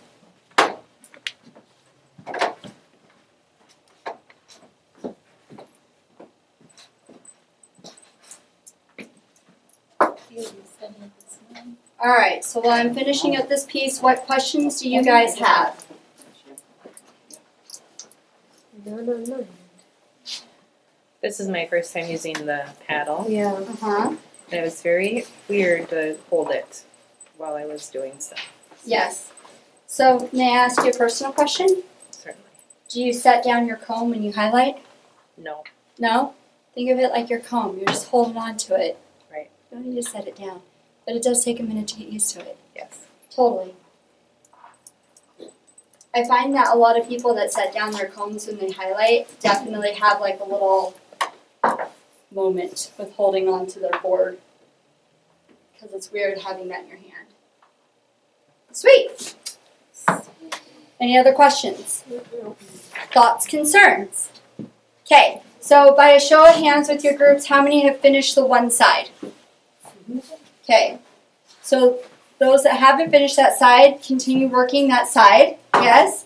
And then if you have the time to jump over to this side to do these two, jump over, yeah? Using the same technique that we learned. You just reestablish it. Stop for these last 3 panels here, okay? Okay. Do you want to do the first one? Are you guys okay if I talk while you work really fast? Yeah. So, have you guys noticed even with your brushes, if the bristles are like, that your balayage starts to look like, so that's kind of where we need to go in to make sure our tools are really taken care of and pretty. So just kind of hot tips. In my salon at home, we all share the brushes too. If you mix color with your brushes, you're going to break down your bristles faster. So just like good hot tips on how to keep your brushes cleaner and smoother longer is to mix with the spatula or the whisk when you're doing your color. Also, when you're washing your bowls, not to use your brushes so much when you're washing your bowls, and you guys will find that you'll have really nice brushes back there for you to use to keep them nice and clean. But if you guys do it together as a team, you'll notice that as a team, your brushes stay nicer longer. I feel like you do have to like say it like step by step in your head to kind of remember. Say that louder. You have to say it in your head as you're doing it step by step to remember the way you're supposed to do it. the same thing as you and I forgot. So, why do you guys think I kept having you verbally walk me through it? It's so that you can verbally say it to yourself as you go. Wouldn't quite well. Oh, yes. Are we ready? Ready? Yes. Yes, that was easier that second time. Yes. Yeah. Oh, what's up with that? Why do you guys think that is? Because I was we practice. Yes, in my head. All right, let's go one at a time. We got practice. That's good. Here, We reiterated it. we reiterated it. When we reiterate it, we what? Learn it. Learn it because we anchor it, right? Now, the first time you guys were going through the motion, would you say you own it now? No. Okay, good, good. I like it. Yeah. And then, I was saying the steps in my head as I was doing it, and that made it way easier. yeah. So walk yourself through it. Even when I'm behind my chair, I don't have to say it out loud, but my clients think it's funny if I do. I'll be like, sweep, sweep, sweep. And they're like, yeah, sweep it, girl, you know? We have an interactive client experience. Yes? All right. Are you guys ready to learn a little bit of a different type? Yes. Yes. Are we feeling better with our classic? Yes. Yes. Good. Very good. Turn to your neighbors and give them a high five and say, you kick butt. You kick butt. You kick butt. All right, and before we move on, Jessica has been a mix master in the back. Let's give it up for her. Thank you for keeping our bowls so full of our lovely lightener. It's a ton of fun. So, thank you. No, like she's been mixing it up back there. So thank you, thank you, thank you. Okay, so are you guys ready to move on? Yes, we are. Yes, we are. So I'm going to start just because I want to in the back. No rhyme, no reason. It's just where I want to play right now. We're just going to move over to the side here, okay? Yeah.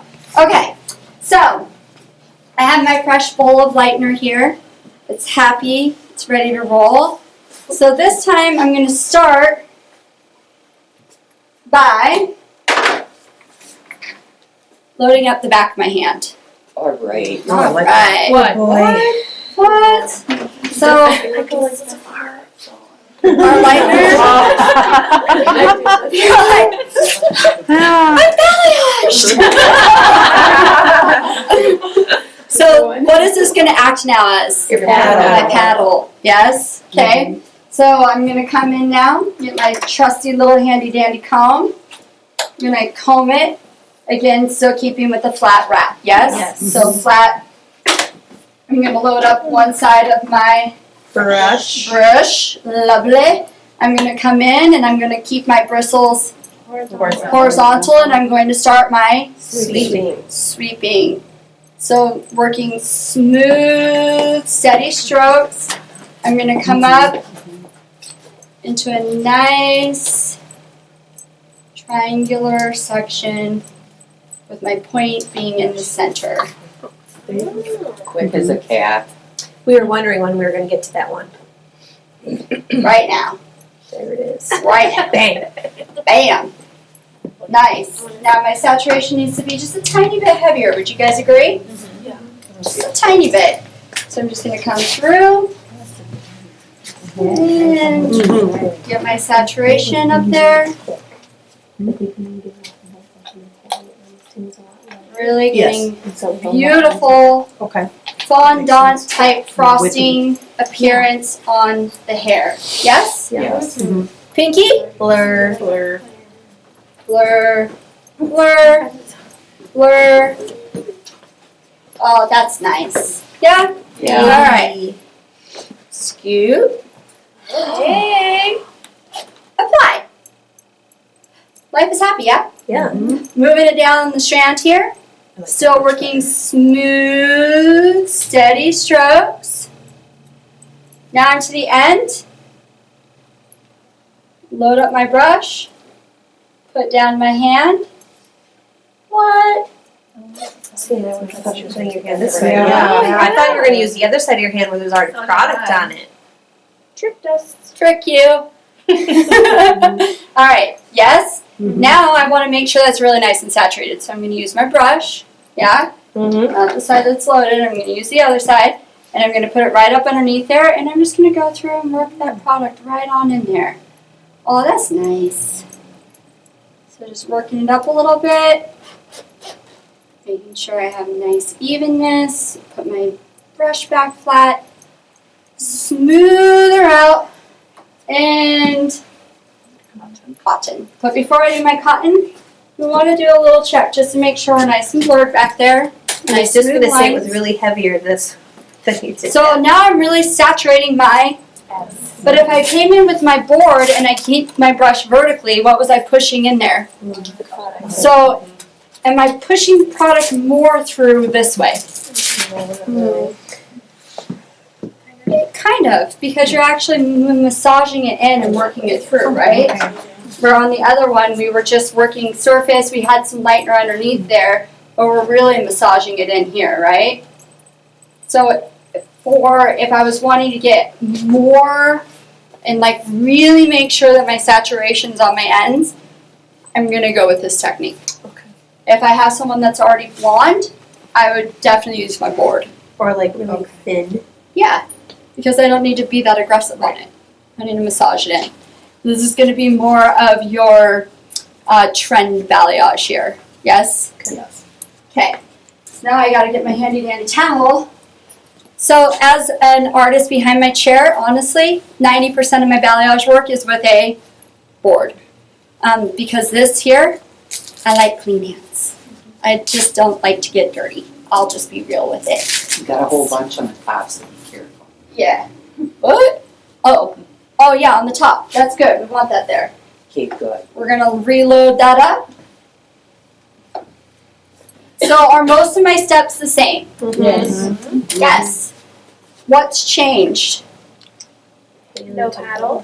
No paddle. Is it a big deal? No. No. It's all good. Say it's all good. It's all good. It's all good. So I'm gonna comb it. I'm gonna not pinch it. I'm gonna keep it what? Flat. I forget. I have my little handy dandy loader right here. Load up my brush. Gonna come in. Keep my bristles horizontal and flat onto the hair. Smooth sweeping motions. Yes. Yeah. Smooth sweeping. Where do I want this to go? I'm going to be this. You should know where you're going before you start. Yeah. It's very helpful. So if you don't know where you're going, stop for a minute like I just did and recollect and then regroup. So moving up. Moving into a V.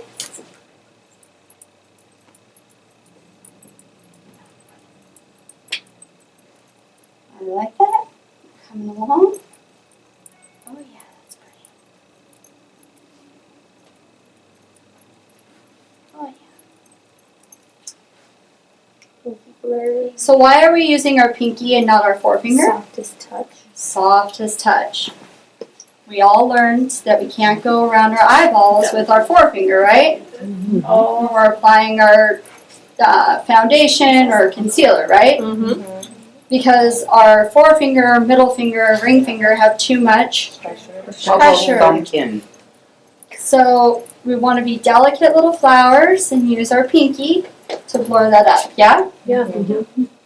Reloading the brush, coming back in horizontally, working down as far as we can before we drop it into our palm.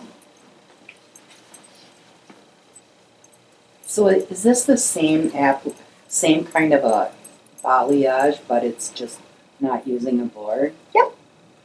All right. That board was too much of a pain in the butt for me. Something tells me you're going to be a free-handed babe. Yeah. All right, so then making sure that we have this nice and worked in, re-smoothing. Yeah. It's really fun to kind of paint and get in there with your hands, so I do have to confess. As much as I like being a clean girl, it's all like, there's definitely a different sensation to coming back into your hand here. I feel like it would feel like there's more control having it in your hand versus the board. And I think I will feel more in control. I feel like it's just, everyone's going to get their flavor. Do you know what I mean? But really what we're working on, and the main thing to this is keeping the saturation of the lightener on the hair, smooth, steady strokes, making sure the ends are saturated.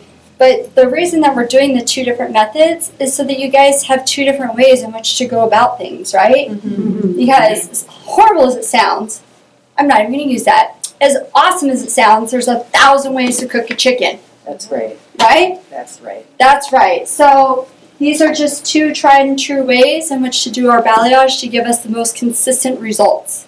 Yes? And we would all agree that we like the most consistent results. Yes? Yes. Yes. All right, my final triangle here. Loading up the back of my hand. And you guys are going to verbally walk me through it, yeah? Yeah, sure. Please, thank you. All right, so on this one, I'm going Make to it come up flat. this way and go on a diagonal. Right. Diagonal forward on my line for this guy, okay? So I combed it, I made it. Flat, Good, my elevation is diagonal. great. My brush comes in, Horizontal and shaft. good, and my motion is sweep. As I come closer to the scalp area, I'm going to, Elevate. good, and I'm going to lead with the Tip. good. Reload from the hand this time. Still keeping really smooth, sweeping strokes, yes? Mm-hmm.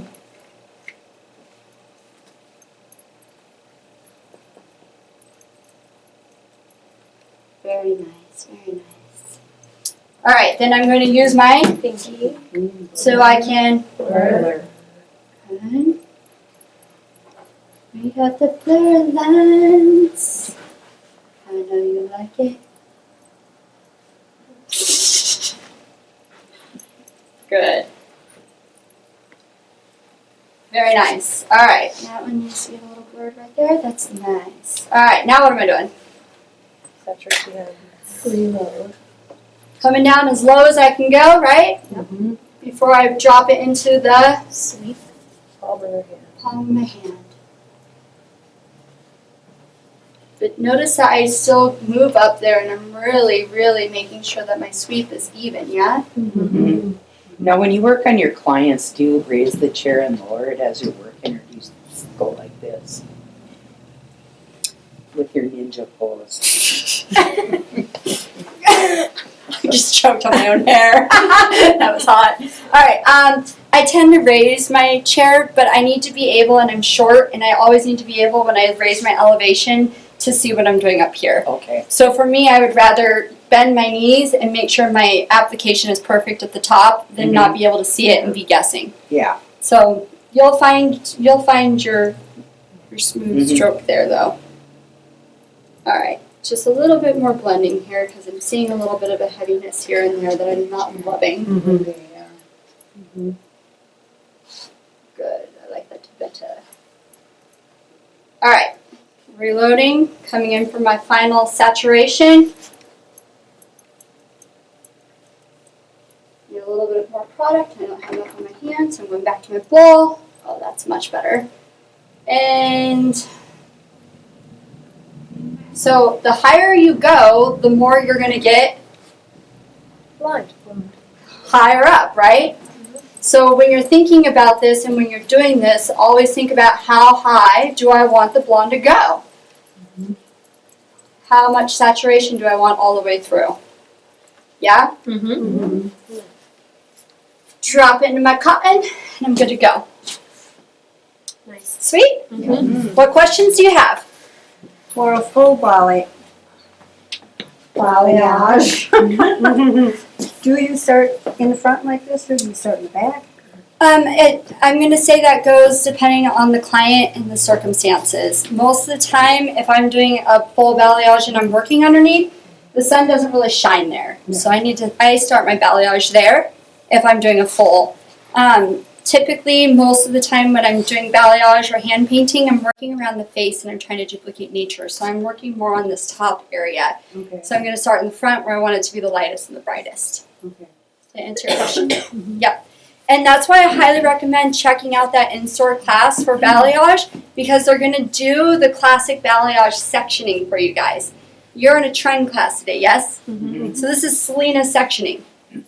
Well, I'll repeat that. It's what? Selena's sectioning. Okay, so it's just an artistic form of balayaging, yes? So that we could work all of our different V's and points of light, yeah? Yes. So that in-store class, that classic balayage in-store class, you're going to learn more about the bricklaying and how to bricklay your balayage and how to work up the head so that you're getting blasts of light more evenly and throughout. Good? Good? Okay. So, do you guys think that, let me see what time it is. Oh yeah, 15 minutes is enough time. Finish her off. Perfect. Awesome. Right? You guys have fun. Do it. We need another towel, Debbie. Yes, sure. Here you guys go. You can thank you.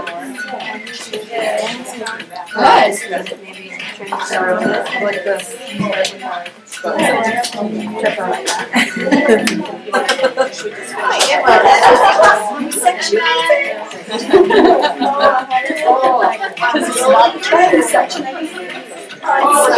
Oh, yeah, because we only did two. Yeah, that'll be fun, isn't it? I don't know if I'd be a board user anyway. I don't know. Yeah. I think that's a I know where you're talking about. Like when I do a foil, This is the B, and then we did these two. I don't use board. I tried to do enough props. yes, we're not gonna use that. I'll wash it. Oh, yeah, yeah. And then after that, then you rinse it. And then you put the number 2 on. Right? I do, yeah. And how long does that stay on?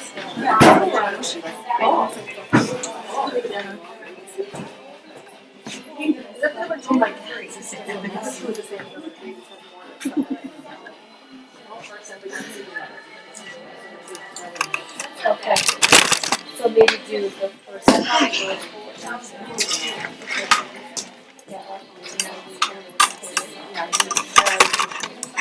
All right, you guys finish up where you're at, and let's go ahead and come back to the front of the room. If you guys can have a writing utensil and your head sheets when you come back, or whatever you are taking notes on. All right. Go ahead and come on back with your notes, something to write with.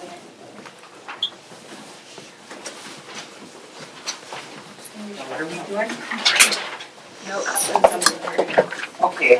Whether it's your head sheet or one piece of paper, whatever you're taking your notes on.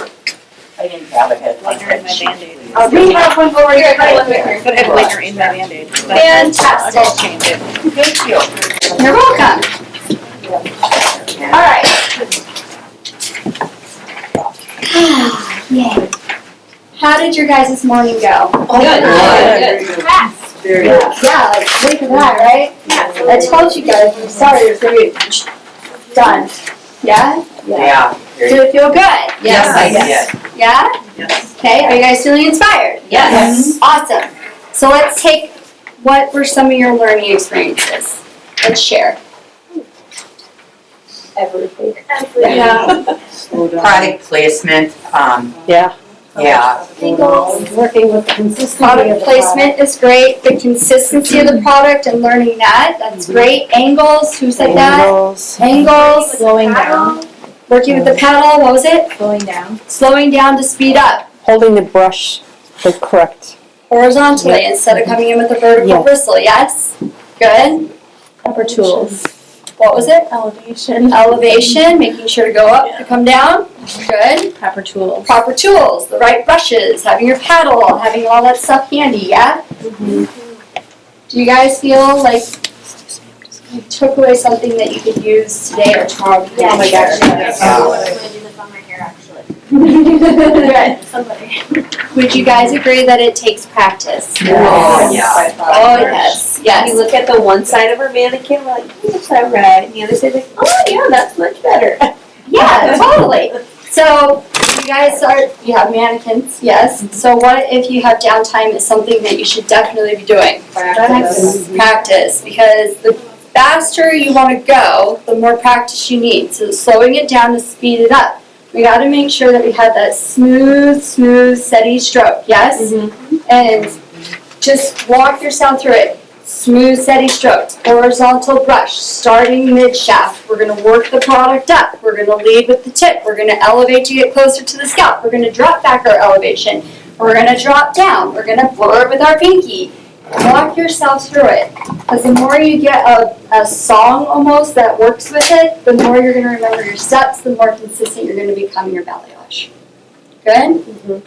Okay. So, would we all agree that we got a lot of information this morning? Yes. And what's one of the best ways besides doing a technique to remember the information? Repetition. Repetition, good. Repeat, good. Speak it, awesome. Now, I'm not going to be here tomorrow. I fly out tonight.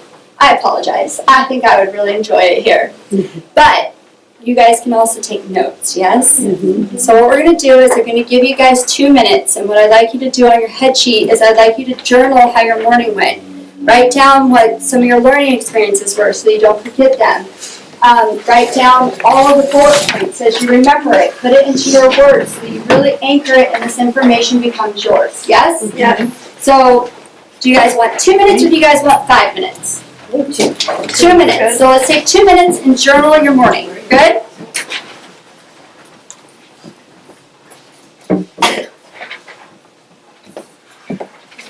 I guess I can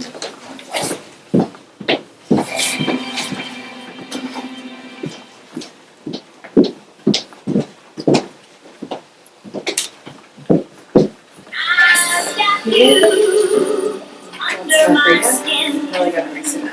Got you.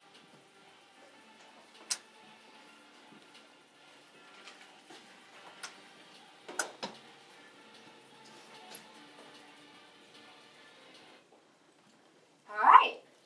You guys all good? So this is what I'm going to recommend that you guys do. There's a combination to learning. I always get it messed up, so I'm not even going to try to tell you what it is. But that combination is we can learn it, and then if we come back to it and we read our notes within 24 hours, it's going to anchor it, and then in 7 days. So 7 days, reread your notes, and it's going to anchor that information even more. That's your challenge. Good? Good? Okay. One of the questions that came up was processing. Yes? And how do you know when it's done? Yes? What do you guys think? dries, right? Not even gonna lie, it's gonna powder up all over the place. Yeah, the more it dries, I tell my clients not to move a lot when I do these techniques on them because it's laying in natural falling position. They need to stay like upright, like make sure that their hair looks pretty. This is a working thing for both of us, yeah? The other way that you can look at it is you can kind of pick it up and smudge it a little bit when you feel like it's really close. Because the product is so heavy on there, it's hard to see. Because the product is white, the hair underneath is going to look lighter than what it is. This can process for up to 50 minutes. So typically, I will let it process until it's 100% dry. Unless I know that she's going to lift super fast. You just kind of got to use your color smarts on that. We always say you can't really time your lightener, right? So you just kind of got to look at it. If I look at it and I think she's about done, because of the light reflection of the white product, I will let it process for an additional 5 minutes to give myself insurance that it's bright enough.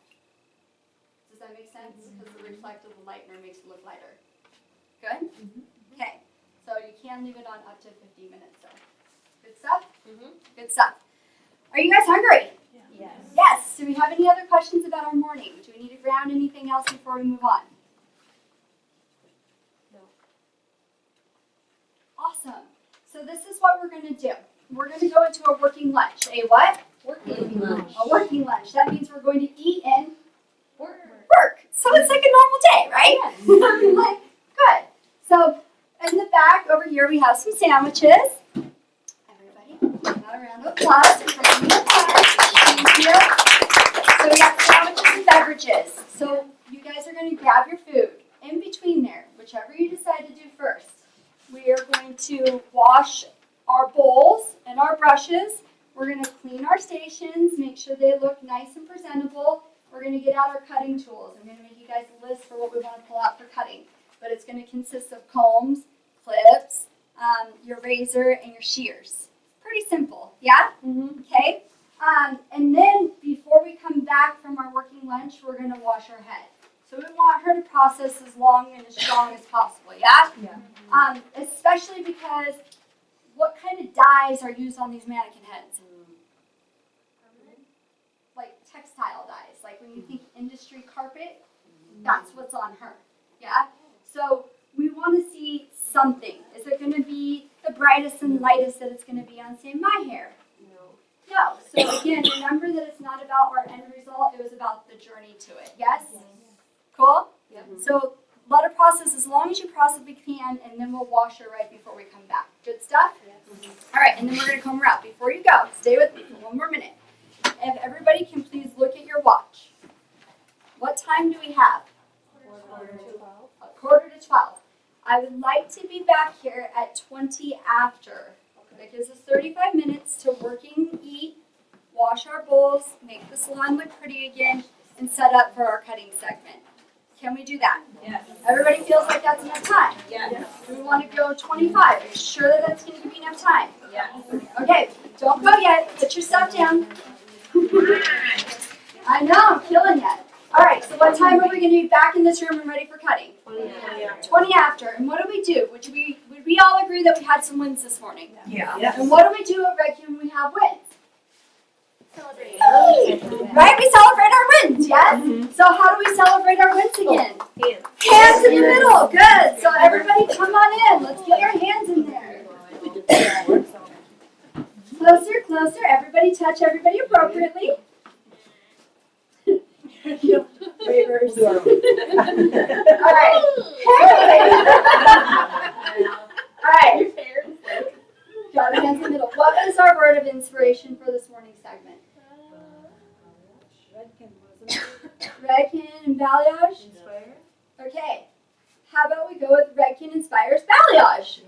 All right. So we're going to count it down. 1, 2, 3. On 3, we're all going to yell Redkin inspires Balayage. Yes?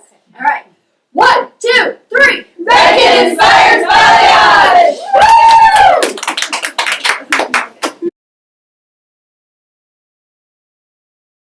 Before we move on to our next segment, which I'm super, super excited for because it's our cutting and design, is there anything that we need to clarify or review before we move on about our morning segment?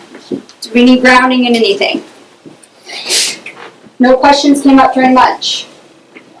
We're all feeling good. Actually, I have one question, and it might have been touched and I might have missed it, so maybe just tell me to go in. You're good. For retouching that, how do you kind of do the same thing when you're retouching what you just learned? That's a great question. Yes? Yes. Did everybody hear it? Yes. Yes, okay. So for retouching, this is going to be another visual thing. So is this something I'm going to do every 6 weeks? No. No. Is it something I'm going to do every 8 weeks? No. Is it something I'm going to do every 12 weeks? Maybe. That's about when I'm going to start playing with it again at the soonest. Yes? Yes. So for retouching, I'm going to start mid-shaft again. I'm going to work up. I might not have to work all the way down. Yes? Mm-hmm. So that's, again, a visual application. Are we all good with that? Does that answer your question? Yes, it does. Awesome, thank you. Give it up for her. That was an awesome question. Anything else that needs stabilized? We're ready? Okay, so into cutting. I'm super stoked. This is our model. And so this is kind of where my brain was at when I started this. And before we get into that, because I totally just jumped 2 steps ahead, I'm going to finish styling her out on the side, and I'd like you guys to all give a really warm welcome for Jessica coming up here because she's got a surprise for you guys, yes?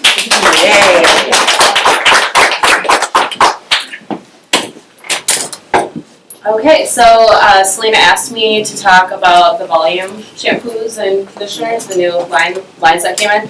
By show of hands, has anybody used the products a little bit? Are you guys liking them? They smell great. Cool. So I've used more of the high-rise than I have the Beach Envy. Who's used the Beach Envy and really liked it? Has anything to share? Sounds more like wavy. Yeah. What I read on there. Yeah, I think it's going to be really great for this summer when everybody is going more that route, a little bit easier feeling. I haven't really gotten a chance to play with it a ton, but I think the spray seems really cool not having the salt factor, so maybe it'll hold up our colors a little longer. Any other information on that you guys have that you guys can share? The leave-in spray does specify in the directions to use it on wet hair, but of course I wanted to try it on dry hair. And it was very sticky. Okay, so on dry hair it was sticky? Yes. Okay. Has anybody had a chance to try it on wet hair? I used it once on wet hair, and it was good. I wanted to diffuse her and finish her off, but she was in a hurry and wanted to get out. So I would have really liked to kind of get in there to see how it worked a little bit better. But so I don't really have too much to add to that. But yeah, I did kind of play with it. And I like the texture. It was really soft, and it didn't seem like it was as potent as the Fashion Waves. Cool. Yeah, I'm really excited to get in there and play with it more. I think that everybody wants volume. I feel like that's something that everybody is always looking for. So, again, I got a huge opportunity to use it, but I'm really excited for the spray, and I can see myself using that a lot. The few people that I use the high-rise on love it. Yeah, the high-rise. I'm really liking the shampoo and conditioner, and the other product that comes with it. That one they love. This dual volumizer, I've been really liking this a lot, and I've been using it on a ton of people. Yeah, and what's really nice about it is instead it has the sheen quality to it too. So when you have sometimes volume products, you can worry about not getting the shine. So I think that this is going to be a really great product for a lot of different guests in their chair. How does this compare to the number 7? The Duo Shield, I would say that would be more for a sleek finish, or I think it's going to be stronger as well. And again, because we just launched this product, we're all kind of playing with it. So that's like why you guys got all these amazing little samples, so you can touch it and play with it. But when I'm thinking of the Duo Shield or the 07, I'm really thinking heat protection. I'm thinking set work. Where this is going to be more of my daily blowout. It's going to be nice and softer, shinier, smoother. So you're thinking like fine hair daily volume. Where I move into my 7 because I'm looking for like a blowout set. Do you guys know what I mean by that? Good? Yeah. Cool. So when I got my hair done last week, Katie used that product on my hair and I love it. And I'm one who usually shies away from volume products because I have kind of a puffier hair strand, if you will. So I like more of a smoothing type of a product, but I really enjoyed that on my hair. And my hair lasted 3 days, felt great, and yeah, I know. Anybody do it? Great. Yeah, and I think just even saying having the volume on it is a great sell, because we like the protection, but they like to hear that the volume is That's what I liked about it. incorporated. That volume, but I didn't feel like I was gonna get like puffy hair. Yeah, I feel like it has a nice finish on it when it dries out. It doesn't feel weighty at all. It just feels Clean. good. It's like a clean volume. Yeah. Yeah, I think it gives way more volume than the Purality that was really onto. The hair thickening or volumizer in pink bottles. You loved that one. I like know, this I love better? that one more. Oh, good. Yeah, it's nice packaging too. Yeah. So. Yeah. Same price factor too. Mm-hmm. I think just your main thing to remember is that your smooth line in your picture shows it for you over here on your display. Smooth, shiny, pretty volume, daily, textured volume. So you guys are by the water, this is gonna fly off your shelves. We were discussing that last night, like this is gonna come off your shelves like instantly, because they wanna be able to spray in, look cute, go to the water, be like resort style, low maintenance. And then they can come into you and get those big, beautiful blowouts. They can go out at night and look like bombshells. Yeah? Mm-hmm. Cool. Good? Yeah, I think so. Good? Good. Yeah. Mm-hmm. Give it up! And I know your guys' distributor did bring in little sample products for everybody, yes? So so you each get to try one. So give it up to your distributor. There's each product in there. So each try to. I don't know that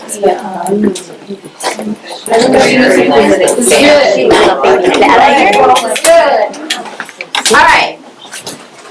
You guys feeling good with that? Y'all excited to play with your new texture products? Good, good. Okay, so just really quick, I just want to go into like my inspiration behind our cut here, because I think that's really important to talk about.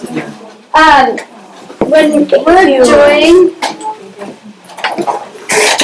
our hair cutting in fashion and trend right now, are you guys noticing, like we've been talking about it, it's definitely a trend, it's not a fad. We talk the lob, yes? The long bob, yes? Yes. And even spring, everything that I'm seeing a lot is still into that kind of. So in my brain, I'm like, okay, I can teach them a lob. It would be good, but is it really going to be fashion forward for you guys? No, because it's already trending now, right? So I want to give you what I feel is going to be trending next.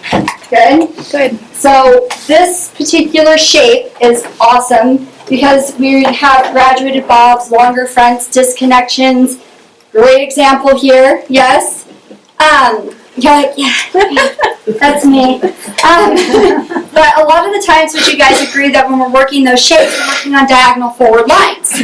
Yeah, because we're angling everything in towards the face, we're building the weight up forward, yes? Does it make it, when you try to style it differently, a little harder for you to push it into different directions? Absolutely. So what I did is I felt like I was seeing like that kind of lob. She wanted to wear it down, sexier side swoop. I had a picture in mind. It's one of our balayage girls. She's got a little bit of that asymmetric bob sitting on her on the balayage little cardboard thing. But just kind of thinking that, and then I put everything on the diagonal back so that if she chose to wear it away from her face, all this is longer in the front, so she can go more classic and traditional with it. But if she chose to maybe dress up and bring it into a little bit more of an androgynous style, she could. Pushing it back away from her face, getting a little bit of a rockabilly pompadour feel going on. Meshing what we're seeing from like the 50s and getting that really sexy feel and everything kind of pushed away from her face but still super feminine. So that was kind of my inspiration for the shape. Sound fun? Yep. Yeah. So just switching it up slightly. So for her, just to kind of give you guys an idea on her style. She looks sexy, huh? Yeah. Yeah. I was all like, bam, yay. So would you guys agree that behind our chair we tend to get behind? Yeah. It happens, yeah? I might be balayaging and I need to start a balayage, whatever. I just finished my haircut. My next client's been waiting for 10 minutes. And I find that creative styling can really help me, yes? Can help me move along faster. So I showed you guys all her preset, yeah? So this morning I woke up and I was running a little bit like on the fritz. I was all excited, mainly because I took a bath, but that's okay. And there's a big old bathtub in my room. I was like, I gotta use that. So I was like, how can I style her creatively and get away from a classic round brush blowout? So I went ahead and I put Movability 05 in her. So I'll pass her around. You guys can all feel her. She has about a nickel size of Movability 05. I push back her side. She doesn't have ears, so hold her hair back. So I pin the sides so it's set going backwards. And then I did a pin set, starting off base in the back and moving on base to the front with my pin curl set in order to get the volume at the front and then have it move down her head shape and get a little sleeker to her head shape in the back. Yes? We all on par? Awesome. So the reason I did that is because then in the salon I could do this and show her how to do her and then pop her under the dryer, and now I have 15 minutes to kill and I can get in a partial highlight because I creatively styled. Does this make sense? So sometimes going back to old school techniques allows us to get more done, and it's creative and it's something new that your clients haven't seen per se in a very long time. Good? So at the end of class, we're going to finish her out with water wax. And water wax is a fantastic pomade. It's got the mother of pearl in there. It's going to be very, very shiny. So our Movability 05 has a little bit more of a satin finish. You guys will feel what she feels like as she comes around. But on her sides, I do want to amp up kind of that rockabilly kind of look. And on our mannequins, as we're cutting and going through, we're going to style them a little bit more traditional. But I wanted you guys to see how this cut could style in multiple different ways. Fair? Cool. Are you guys inspired to learn? Yes. Awesome. So, at the end of class, we will do that. So we all have our mannequin heads and they're all combed out, yes? Yeah. And what we're going to do is we're going to start by sectioning her off and getting her set up for her haircut. And we're going to start by using our new Pillow Proof Blow Dry Primer Cream. I like cutting with this. We're going to be razor cutting. So it's going to give me a little bit of slip with my razor. A little conditioning so that with my razor, I don't get too textured. And this look is razor. Why do you guys think I chose the razor for the tool to do this look? Do we need more practice with the razor? Practice with the razor, good. Soft lines, right? So when we were talking about our stroke and that blur effect, that was so that we got a really even application of our lightener, yes? That same stroke is coming through now with our razor work. So we need smooth, steady strokes. And we're going to talk about different strokes in our razor work to get different effects as well. The other reason that I chose it is when I think about a razor, I think about it being a tool that we don't pick up a lot because so many people have such bad experiences. So we're not going to shred the hair today. We're going to cut precisely with our razors. But what it's going to do is it's going to give us a really melted effect. So when you guys flipped her around in the back, she melts into the weight of the back of her cut, yes? You're not seeing hard lines. And a lot of the times, those shattered lines, especially if you're going short to long, if you do it with your shears, it takes like another haircut before that client has a great short haircut. Have you guys experienced this? But if you cut it with a razor to start, she's already got the texture in there and she's got a great short haircut from the get-go. Yes? My short hair girls know what I'm talking about. Do you remember going long to short? Like you felt like a little boxy sometimes when it's done with the shear. Doesn't feel good. So, are we feeling good? Awesome. So we're going to prime our little girl with about 2 pumps of our Pillow Proof Blow Dry Express Treatment Primer. And we'll rub that through our hands really nicely and we're going to rake it through. We're really going to concentrate on applying this mid-shaft to ends. So not only is it going to give a slip, I find it does hold my partings and sections for me as well. So it's just going to keep everything rolling a little bit smoother as we go. Yeah? What do you guys think of the texture of our model there? That's nice. It's really cool, huh? I'm like looking for that little stroker guy. Alright, So, we're gonna work the underneath first. Can someone hit my next button? Arrow over. Thank you. And we're gonna start by isolating our crown and our top. So we're just gonna make a horseshoe-like section, but we're really isolating our crown and our top area because that's what we're gonna come through and build length and weight into our shape. Yes? All right. I enjoy working everything off of the center part of this haircut. It just keeps us all on the same page. So center part over by finding out where I want to. Good. Where I'm going to section her off is going to be at her parietal ridge area. So all I need to do is put my comb flat on her head. Where my comb leaves her head is where my major change of direction is at. Yes? So now that I have that established, I'm just going to work that around, past the side. It's a little low. Go a little higher there. Good. So just to kind of give you guys an idea of when you're thinking about this design on the client, if I go higher with my horseshoe-like section, am I going to have more or less weight on the top? Less weight. Less weight. So if I have a finer client and I want more weight, I'm going to take a deeper horseshoe section because it's going to help me to build more weight and length on the top. Does that make sense? Whereas if I have super thick hair, I might need more of a disconnection underneath, so I would take a higher horseshoe-like section. Good? But for today, put your comb flat on the head and give me some really clean lines coming around.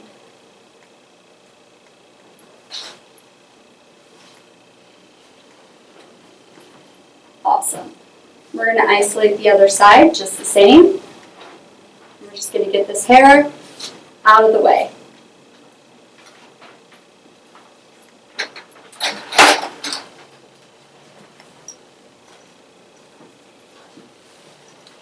So a hot tip when you're sectioning is to section with your comb flat. So you guys will notice that I put my comb flat in on the head and then I work it around.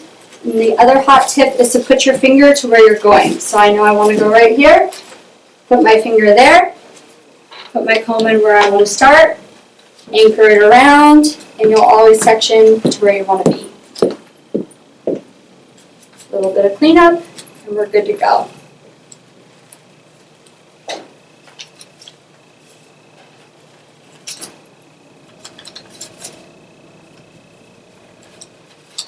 Now you guys are still partnered up, yes, on your mannequin heads?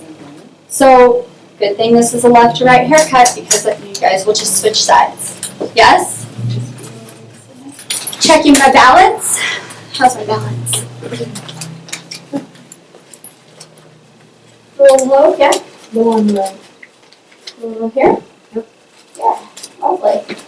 So, you can do your horseshoe section asymmetrically and build a more asymmetric cut. But today we're going to go pretty symmetrical. Doesn't need to be perfect, right? Sisters, not twins, but pretty symmetrical.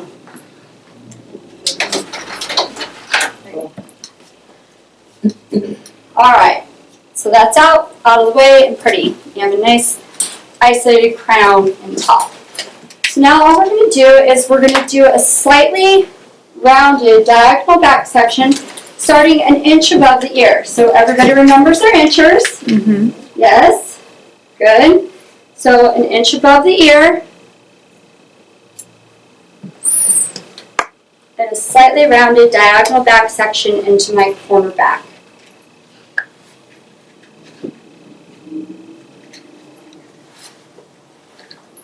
Peachy keen? Yes? So we're going to make this exact same section on the other side. So we're going to go into our mannequins and we're going to start by doing what? Center part. Awesome. Then we're going to do what? Horseshoe. Awesome. How are we going to find a horseshoe?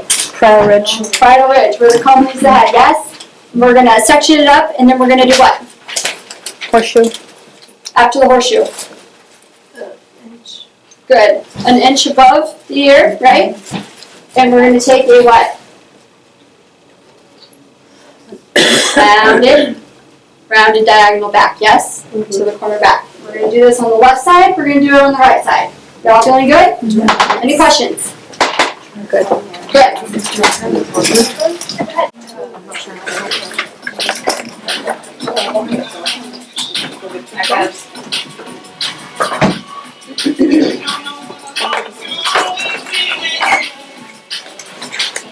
On.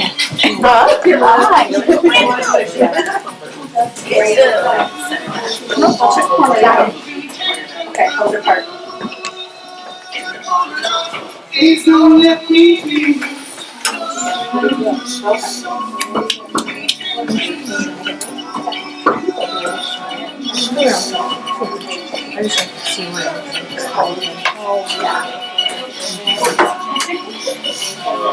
All right.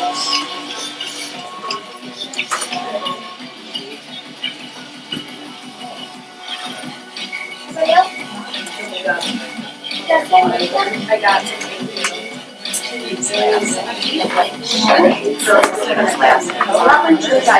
You go on the floor and I'll do mine and then you do yours.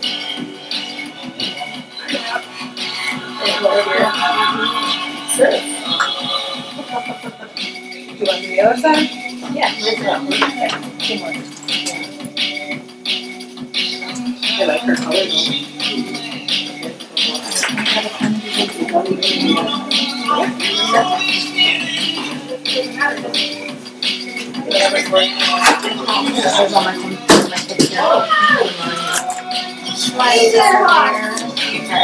Be nice to your models. Do you want to raise her up a little bit? Okay, so this is the one of each here. Okay, thank you. Just a quick visual recap. Yeah. Okay. Let me see the got an inch up on both sides. Is this your pool or not? You guys have 1 minute and 30 seconds to continue your parting.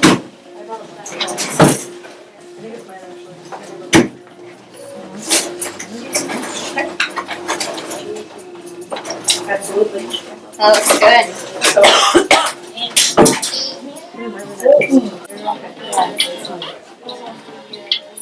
All right, go ahead and finish up where you're at and come on back.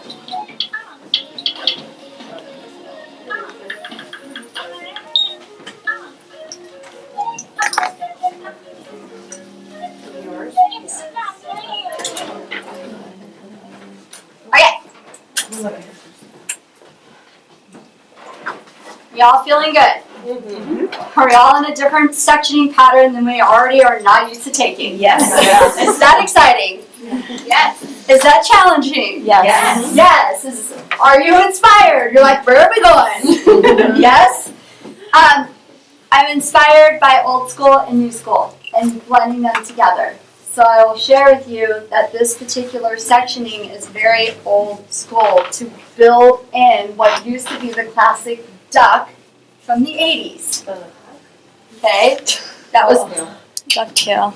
You guys will see it when we're done. But this is actually going to help us to start building weight in the back so that when she pushes it back, it comes seamlessly here. And then we're going to shift to weight in the front. Yes? Is that exciting? Mm-hmm. Okay. All right, so choose a side. Doesn't matter which side, but whatever side you choose is your side. So what we're going to do now is establish our guide from side to side. That's why we had to section both of these out and get them even and pretty, yes? Mm-hmm. Okay, so I'm going to pick up my nifty, handy-dandy Zambia water bottle and aerate her hair.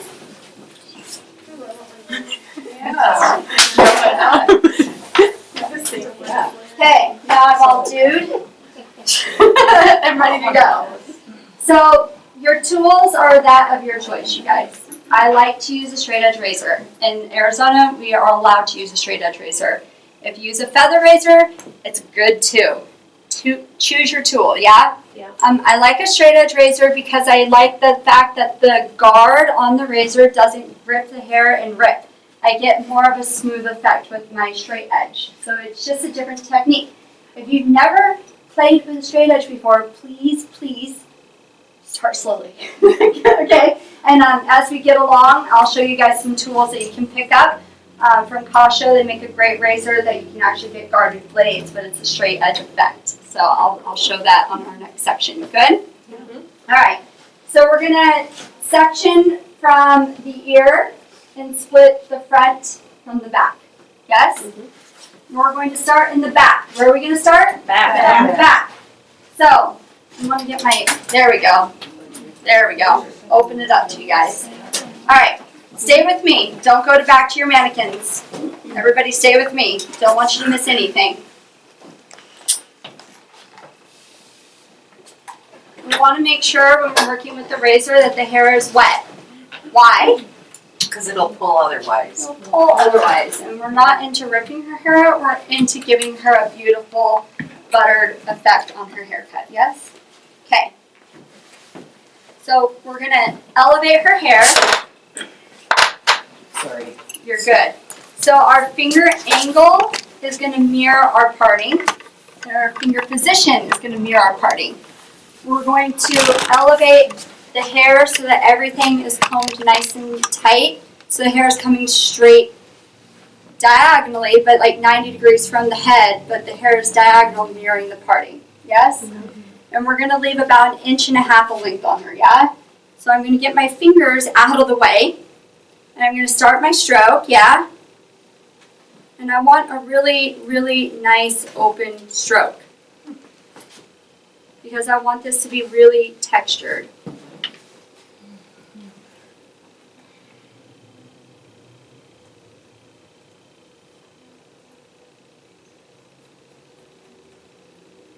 So you guys notice how I start my stroke a little bit further up and then I come back down on it, yeah? So we're already getting a really like lived in look right here.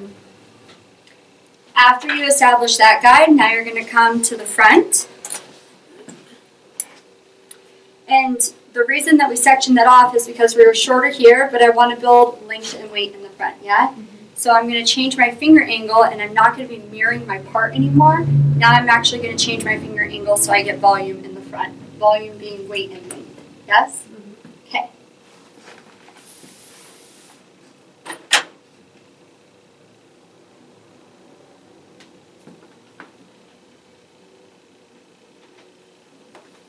Okay. Awesome.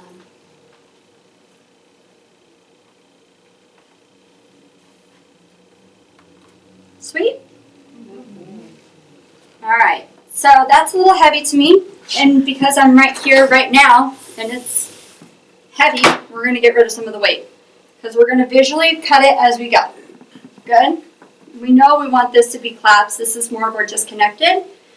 So we're just going to come in here, and we're just going to come in vertically with our razor, and we're going to scoop out to the back. And we're really just lightening that up. Oh, very nice, yeah? You guys see the difference there? Okay. So now we're going to come to the other side, and we're going to duplicate that. So partners, switch. Partner B comes to this side. Don't do it yet.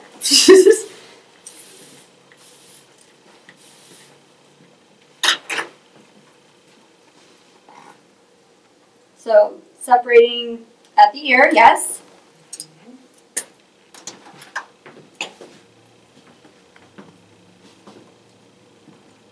What's my elevation? 90 degrees. From her head. Or diagonal, yes? Because we're pulling the hair so it's sitting like perpendicular, yeah? To that parting. Our finger angle is mirroring the section. And our finger, yes, our finger angle is mirroring the section. Our finger position is mirroring the section. Yeah? Opening it up.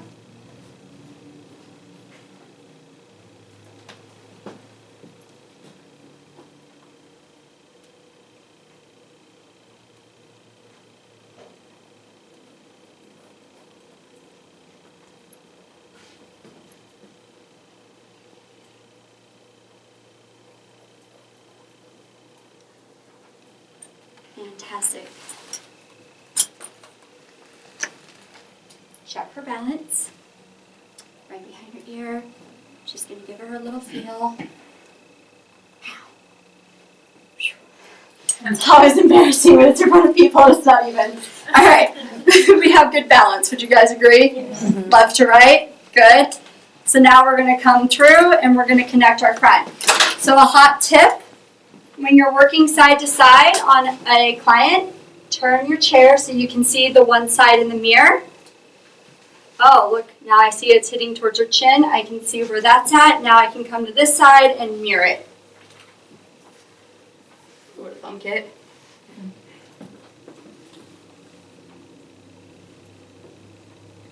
So changing up my finger angle.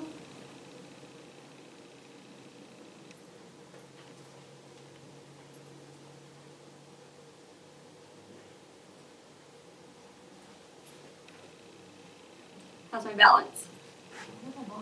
A little long? Too long here? No worries. They're long and short. Long and short. But remember, sisters, not twins, right? So do you guys see the difference in the weight on even this mannequin head? It's not as on the side. So this is where we start cutting. Visually. Thank you. Visually. It is a little heavy right here though, yeah? Yeah. You guys see it? So we're just going to come through and just open it up a little bit.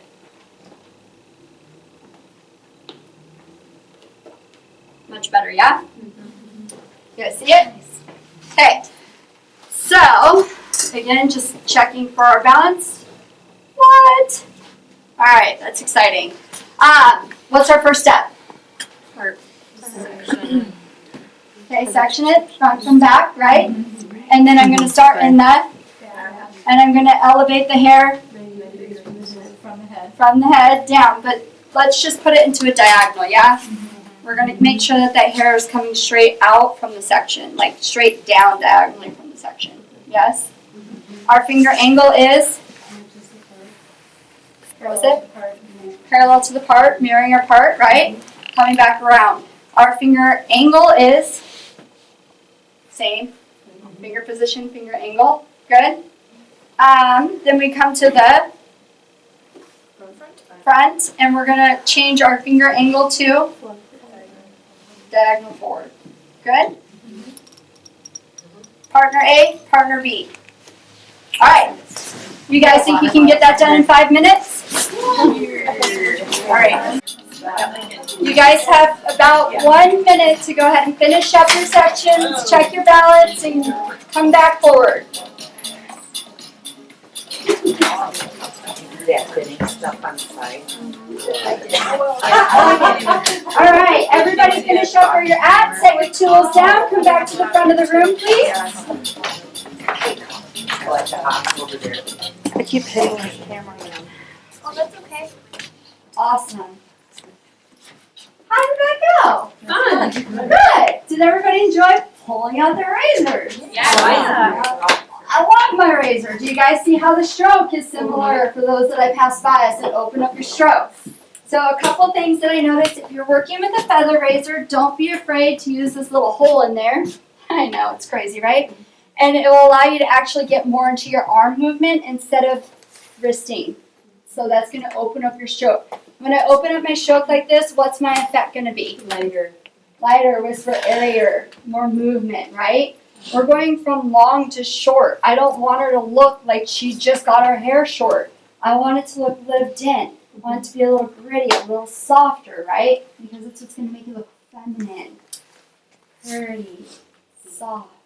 Yes? Now when I get in my detail work, was my stroke here or was my stroke more here? Good. So that's when I'm using a feather, that I'll come in and hold it more like a pencil or not into the hole because I'm going to get more of a pencil action on my razor to come in and shatter that and loosen it up a little. Does that make sense? Mm-hmm. Good stuff? Yeah. Okay. If you guys look up at our diagram on the screen there, you're going to see what we just did. Our slightly rounded diagonal back parting, short, starting in the back, and then changing our finger angle to longer in the front. Yes? Yep. Now, we're just going to continue those partings and sections around. So our next section, which is already sectioned off on our mannequin up front here, you're going to choose a side, left side, right side. Don't care who starts, partner A, partner B. Partner A, partner B is going to finish one side fully, and then you guys will switch. Yes? Yep. And I will, as we go through this, demo that for you. It's going to start moving like these. Oh, I love diagrams. Seriously, Jones on them. It looks a little scary though looking at it, yeah? Are you guys ready to break it down? You're like, holy heck, don't show that to me. Yeah, that's not reassuring. What was that? I said that diagram's not reassuring. A lot of lines. All right, so would you guys agree that this is a slightly curved diagonal back? Yes. So we're just moving around our sections. So because of her particular head shape and where we are on our partings, her diagonal back just started where the horseshoe was and came back. So if you have too much hair and you can't control it and or see your guide, you might need to subsection that into another slightly smaller rounded diagonal back. Good? So we're just going to continue all that in which we just did right around the head. So we're going to section off our front from our back, isolate that out of the way. We're going to come in, we're going to comb the hair out of diagonal. I will clip that out of the way. I'm a sectioner if you guys haven't noticed. That's good. Okay, so sectioning that out of the way, I'm going to hold the hair to where I can see my part. There's my section, my guide underneath, yeah? Holding that hair straight out from the head, like diagonally, yes? Mhm. My finger angle is still going to mirror my parting, yeah? Yeah. Okay. Coming in, practicing my stroke. Just moving right on down the line.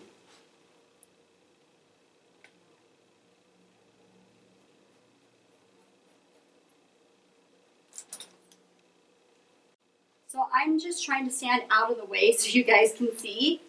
If I was cutting this behind my chair, I would be right here. So I can see my section and my parting, yes? But this is so that you guys can see where I'm at. Making sure this is coming straight down on my diagonal. And following my guide.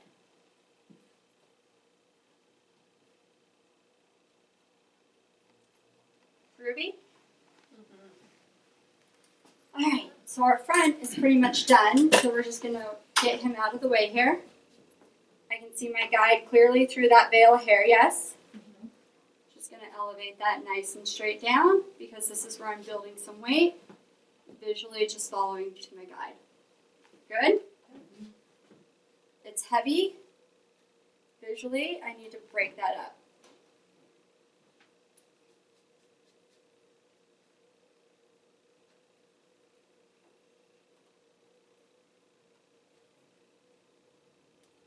So when I'm cutting with a razor, I'm precise. My partings and sections are very precise. Would you guys agree with that? Yes. But if I get a longer bit here and there, I'm not going to go through and chop it all off yet because those could be some of the detailed bits when you're going short from long that you enjoy. Don't get too cray-cray on the cheese whiz, peeps. Good? That's all I'm saying.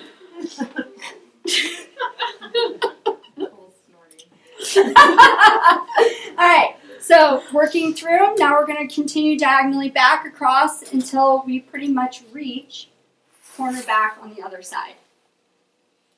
Good? Now those partings and sections aren't looking so scary. Nobody saw that. Sanitize. Oh wait. Good. I keep sanitizer right here on my pants. It's good. Definitely stay board allotted. Alright, missing that hair down. My finger angle is going to be what? Same, mirroring my parting, yeah? My elevation is diagonal. Do you guys notice though it's like coming straight down? Yes? So, finger angle, there, diagonal there, good. Following my guide here. Life is good.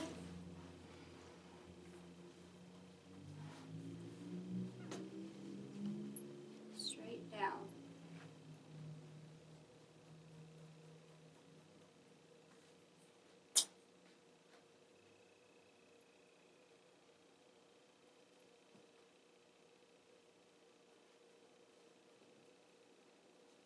So because my elevation is at a diagonal, and I'm following my guide, what's happening in the center here? What am I building right now?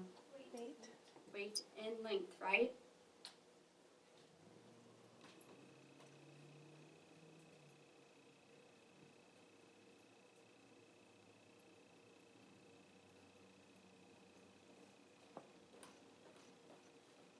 But look how soft that's coming in. Yeah? Continuing my diagonal back. I'm up to almost mid-ear now. And this is where I'm going to stop on the side after this section. So this is where you would partner change. Yes? Yes. So my finger angle is mirroring the part. Good. My finger position is mirroring the part. Is it changing depending on my section? Now my finger angle is more diagonal, right? But this was a little bit more horizontal because I'm mirroring my section as I go. Is that making sense, you guys? Yeah. My elevation is diagonal.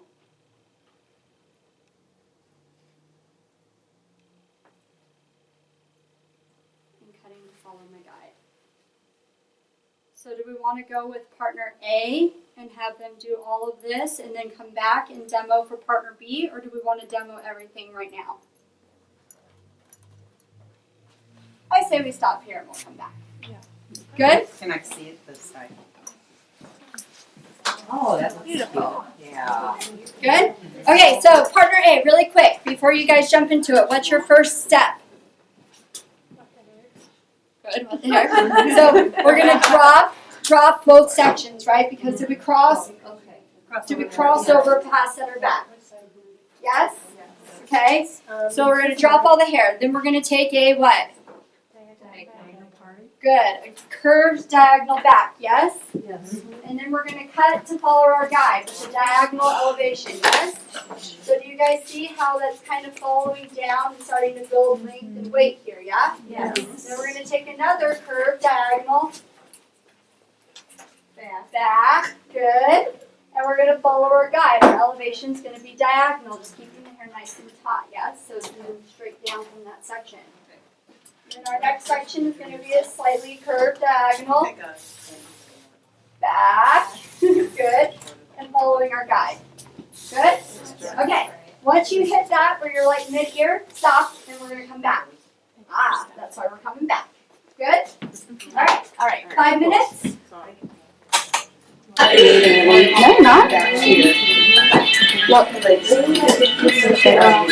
the weight's right there, so when I pull this up and look at it, do you see how it's naturally going short to long, short to long, short to long? That's because you're following your part and mirroring that. This last section so moving still on the top of the ear down towards the face. Alright. If you guys can finish up whatever section you're on, go ahead and finish that, and then please come back up front. You gotta fix that. That's your side.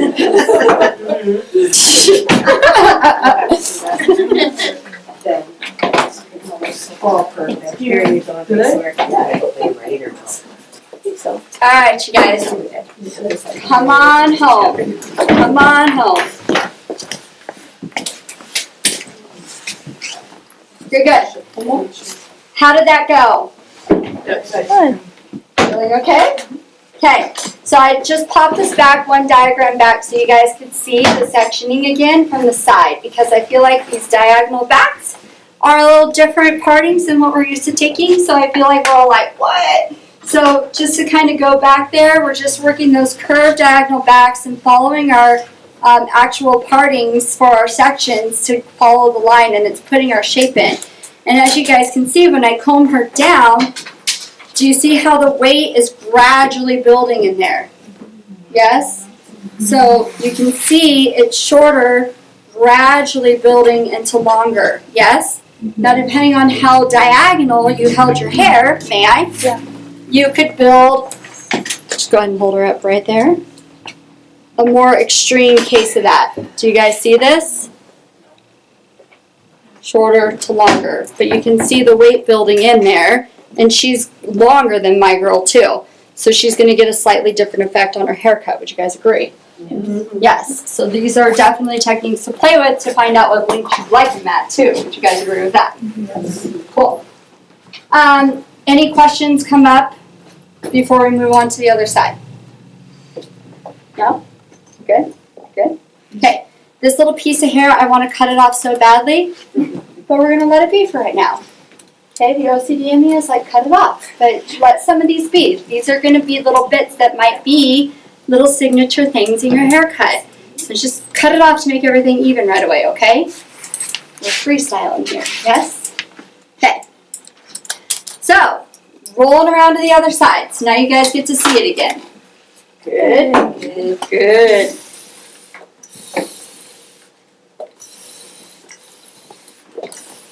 Also pretty. Alright, so, because I can see my guide underneath, I know that this section is going to be fine. So just working off of that horseshoe type section and just curved diagonal backs now.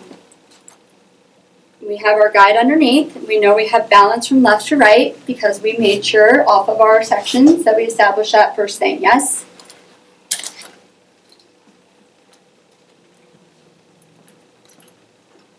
Separating the front from the back. Yes? Okay.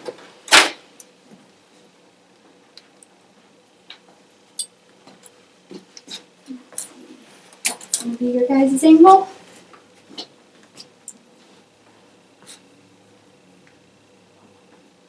Fantastic. So, my finger angle is now going to mirror my section, yes? My elevation is diagonal. My finger angle is parallel to my section. I can see my guide underneath. And I'm just going to get in there and razor to suit.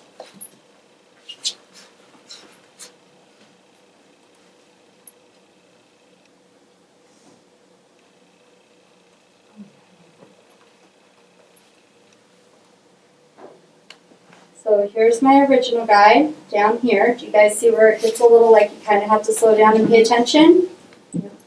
Okay.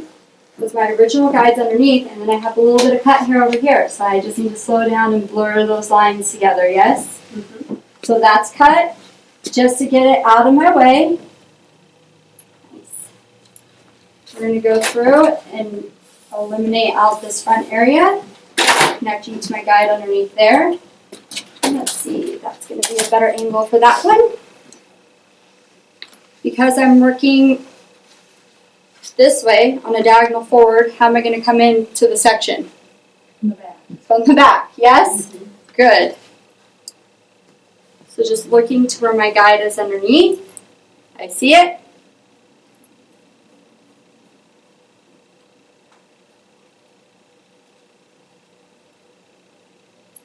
Good. And just following that down and around. Just a tiny bit heavy in the front. So we're going to work the tip of our razor vertically in there, and we're going to scoop that out.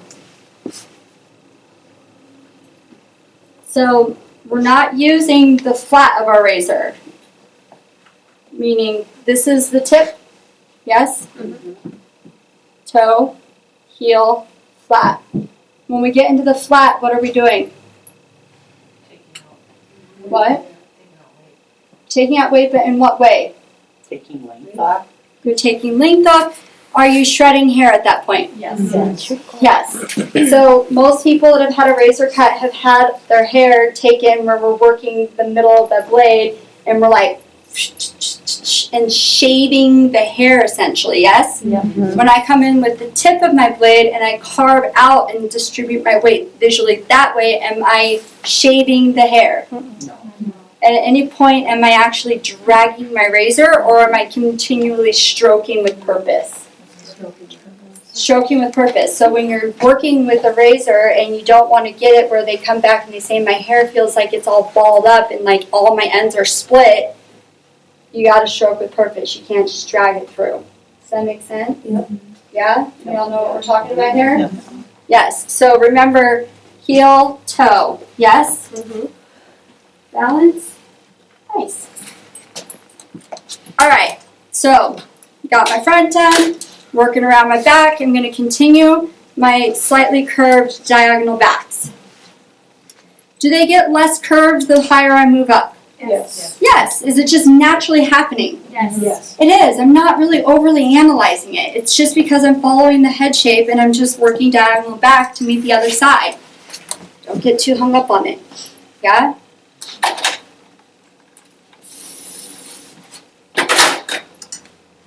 Alright, so again, keeping my finger angle to mirror my section. Good. My elevation of the hair is diagonal. Yes? I can see my guide.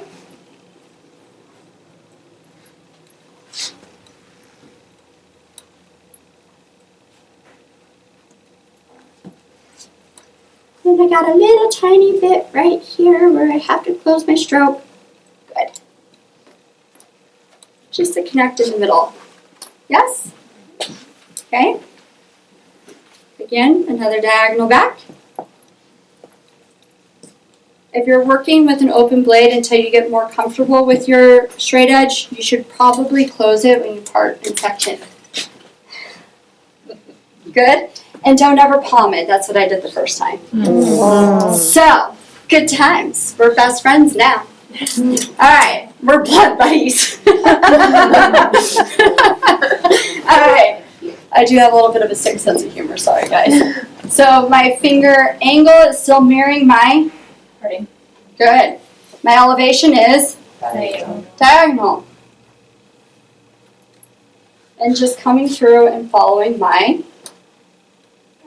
two length. Good times? Alright, final section. Just to be a little tricky, I'm just going to give a slight diagonal here so that I can slightly elevate that out straight from my parting.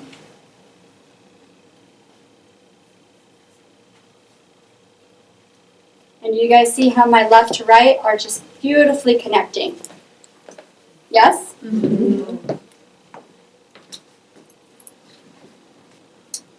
What questions do you have? So partner A, you did the one side of the head, yes? Yes. Would you say you have a little experience with this? Yes. Yes, so what I would like you to do is watch partner B. If you see something that you remember from the class, say partner B.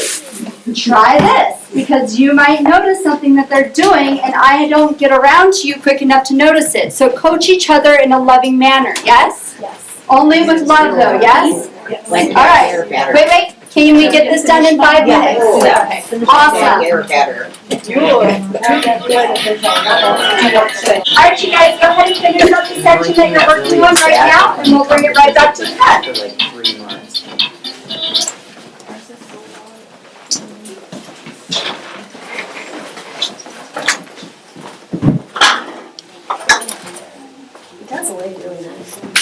Right?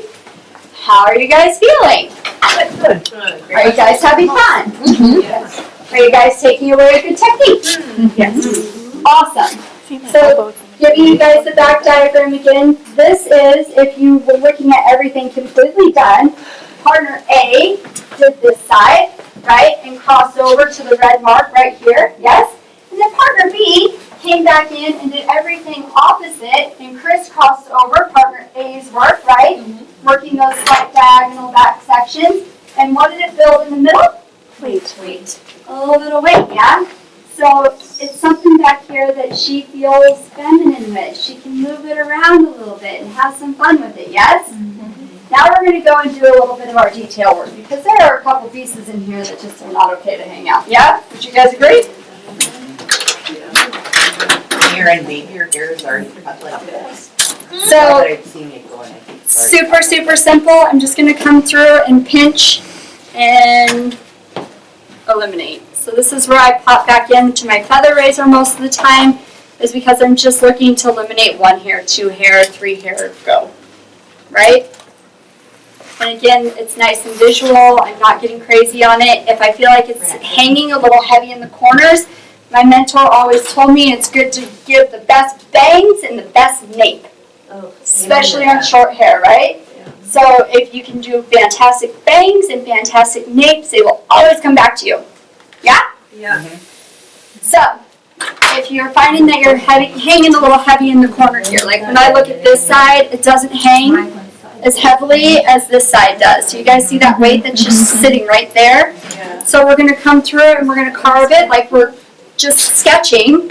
And we're just going to come in there and eliminate a little bit of that weight out of that corner. See the difference? Nice and soft. If they have a cowlick back here, like me, I'm a wicked hairline for short hair. Not cool. I would most likely come up here, pull it up, shave it off, drop it down, build the hairline. Does that make sense? Mm-hmm. We good with that? Yep. Okay. Are we okay to move on to the top? Yeah. Yes. Mm-hmm. Okay. So, can someone hit my next arrow, please? Ask me to touch it. Thank you for your honesty on electronic devices. Alright, so we're just going to re-mist her down to keep it nice and saturated with moisture. And we're just going to separate the top and the crown. Still keeping that center section in line. If I put my comb on the top of her head or my comb leaves here, that's where I want to take my crown section at. Good? Mm-hmm.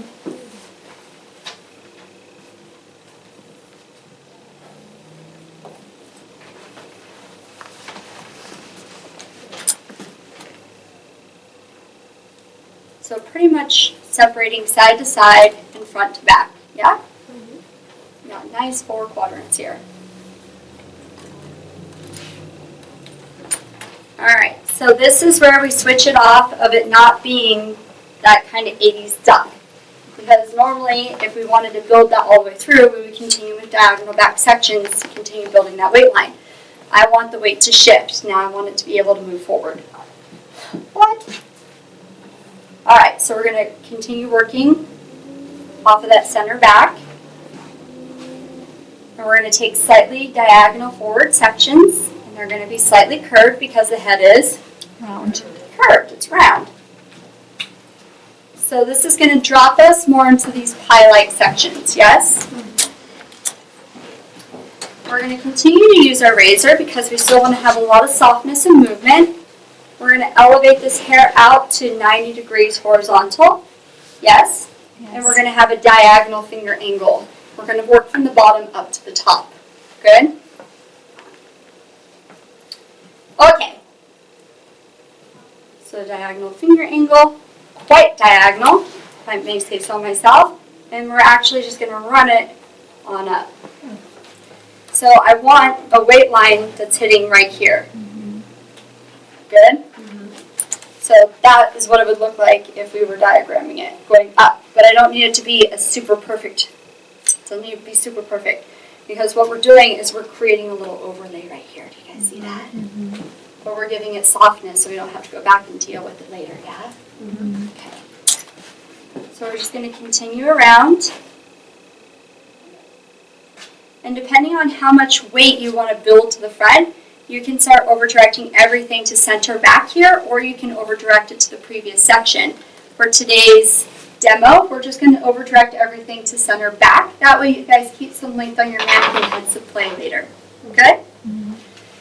So, continuing with my next diagonal forward section, pie-like. I'm just going to elevate that hair to 90 degrees horizontal.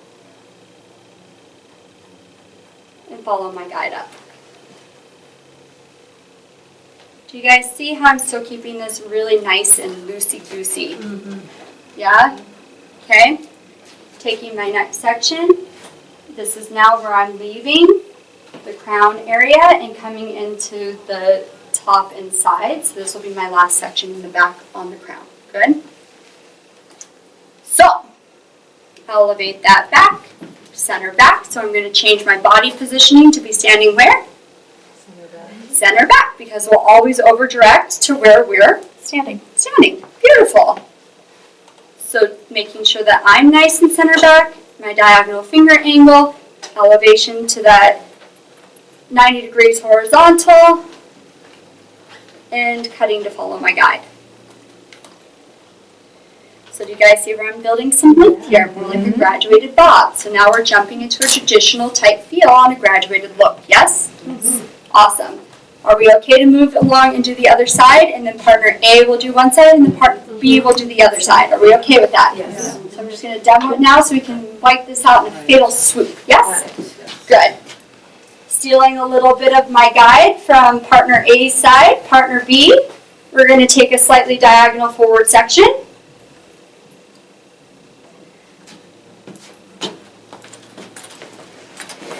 I'm going to make sure that my body is standing center back, yes.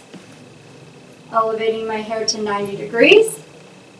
A diagonal finger angle with volume on the top, coming in from the bottom, and working up to follow my guide.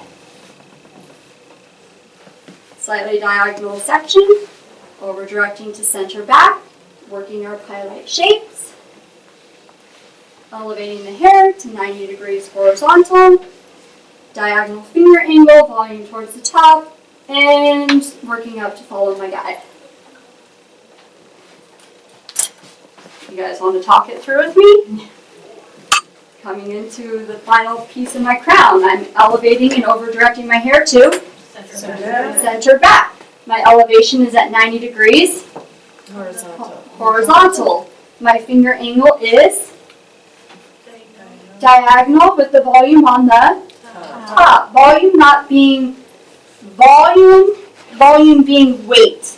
Think back into high school chemistry when we were doing mass and weight. We called it volume.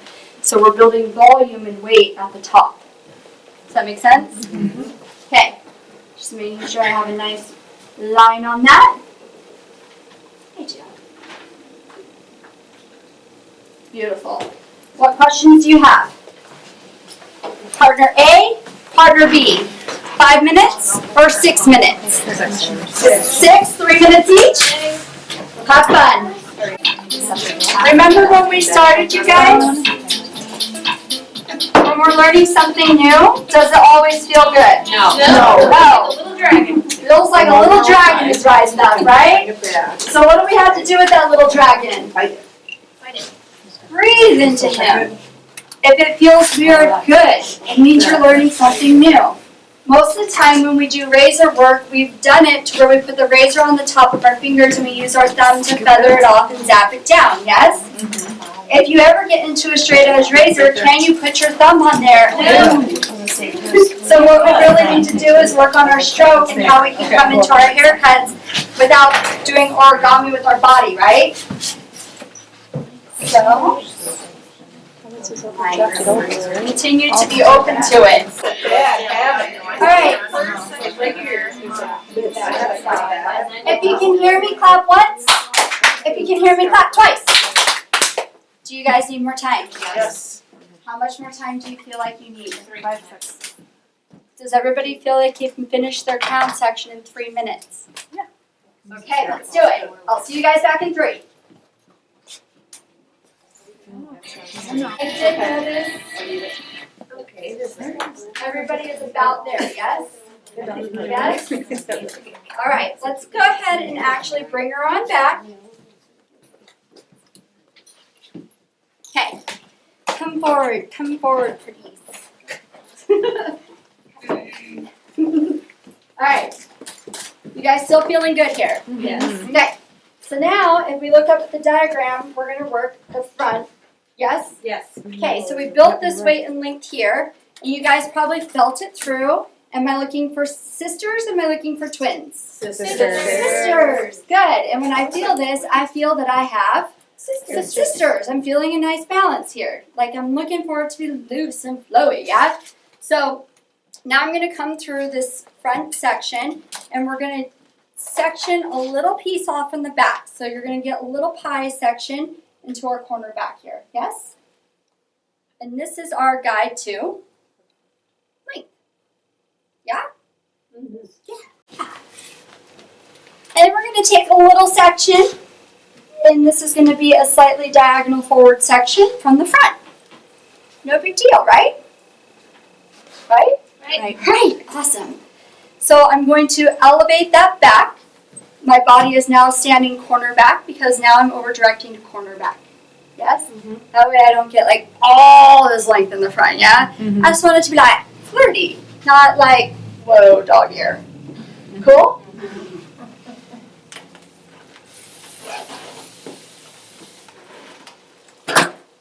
Beautiful. Alright, so when I elevate this back, do you see how I can see my section? Good. Life is happy, yeah? Yeah. So elevating that back, I can see my guide, holding it out, and cutting up to follow. Happy days. Taking another diagonal forward section, essentially just making little pies, yes? Now I'm going to elevate that back, and notice that I'm just following pretty much straight back from my section here. So my elevation is diagonal, yes? My over direction is still corner back, yes? Do you guys see my guide? There's my guide. There's the extra hair I don't need. Gone.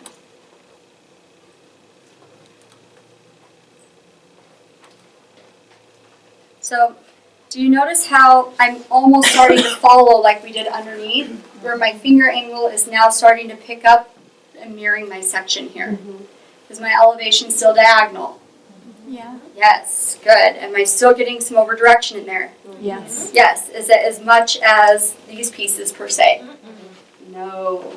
So all we're doing is following it around, working with the flow of our head so that we can continue following with a softer shape. And you see how I'm getting all this fun length to play with here. Yeah? Yes. Okay. So again, just elevating this up diagonally, following my guide to length now, because now I'm mirroring my sections. So it flips right after that first section to just mirroring your actual section. Does that make sense? Yeah.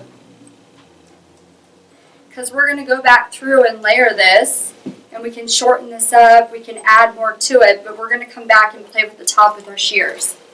Sweet? Okay? So hot tip, when you guys are working your right side, your thumb should always be facing towards her face. That allows me to come in and raise her openly. Yes? Without me going, do you guys notice I'm not doing this? Yeah? Okay? Don't go away. We're going to cut the other side. Partner A got their side. Partner B gets to see their side. Yeah? So again, taking a diagonal forward and a slightly diagonal back. We got a little pie section. Yes?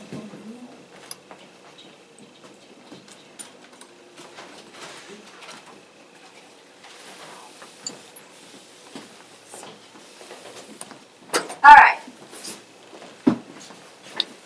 So, note my body is corner back, yes, because that's where I'm over directing to. My elevation is still mocking my elevation from behind, yes. I can see my guide, yes. Now my thumb is facing her face, yes.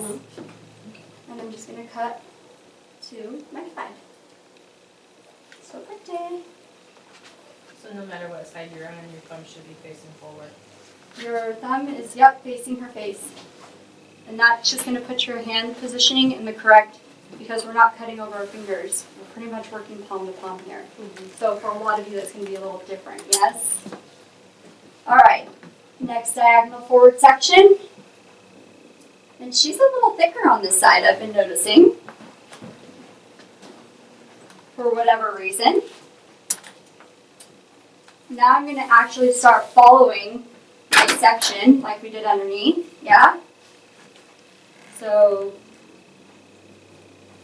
diagonal elevation and moving forward to follow my guide.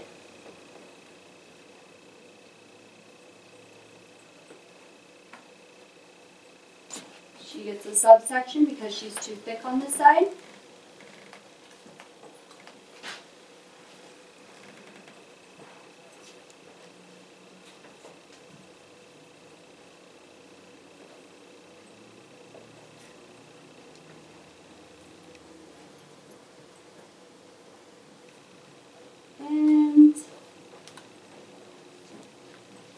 Now that my finger angle has switched to follow my section, I'm building the most amount of weight and length into the front here, yes?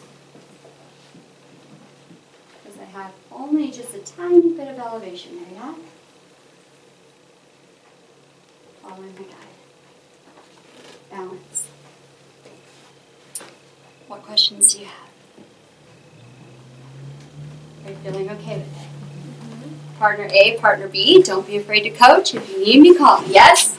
Do you think we can do this in 10 minutes? Okay, here we go. All right. Go ahead and finish up the section that you're on and come on back.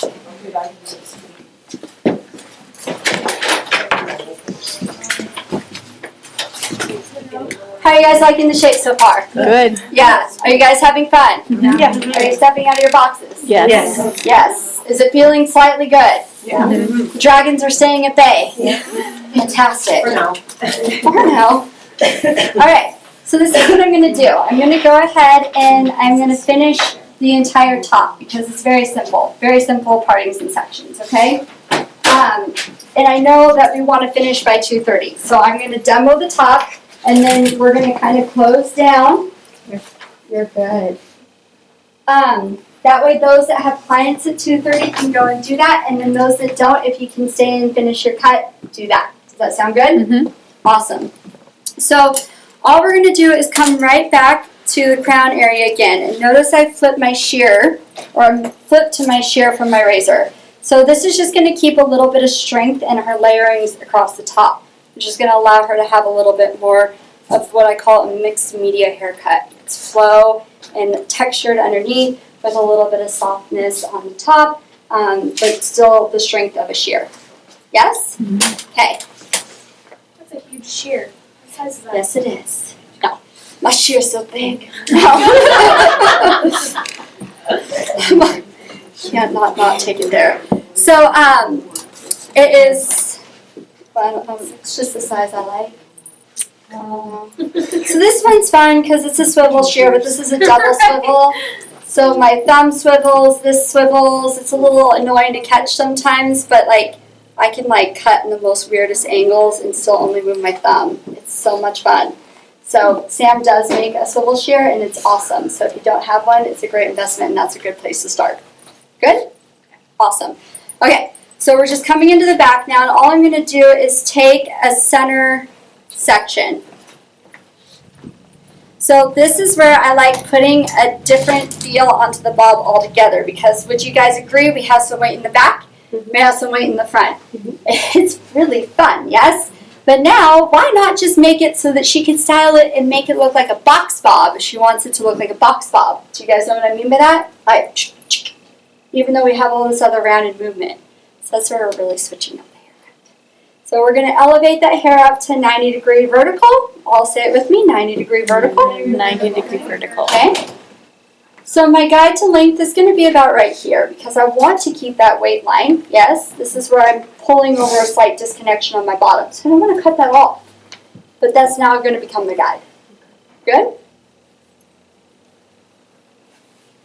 And stand up though, guys. We're just going to come through it and deep point cut that. Split's different. All right, sweet. You're going to continue those same sections, just pie-shaped like sections, moving through the crown with slightly diagonal forward. Notice that I'm not going to have a lot of cut. Yeah? I'm dusting essentially now.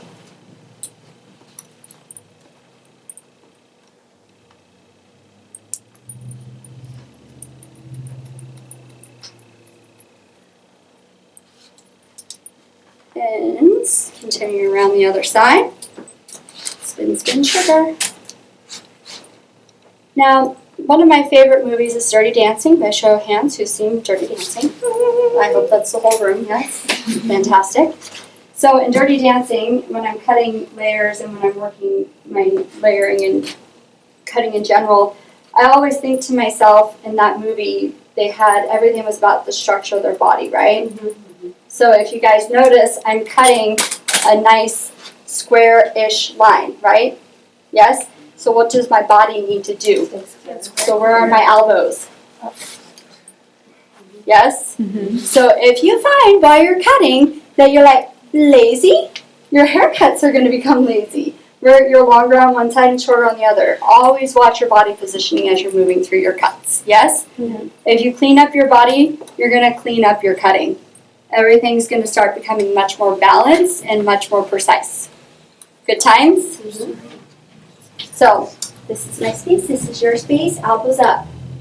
Look pretty. So all we're going to do is our guide to length from the crown, yeah? Now we're going to do a diagonal finger angle, and I'm just going to connect my two lines.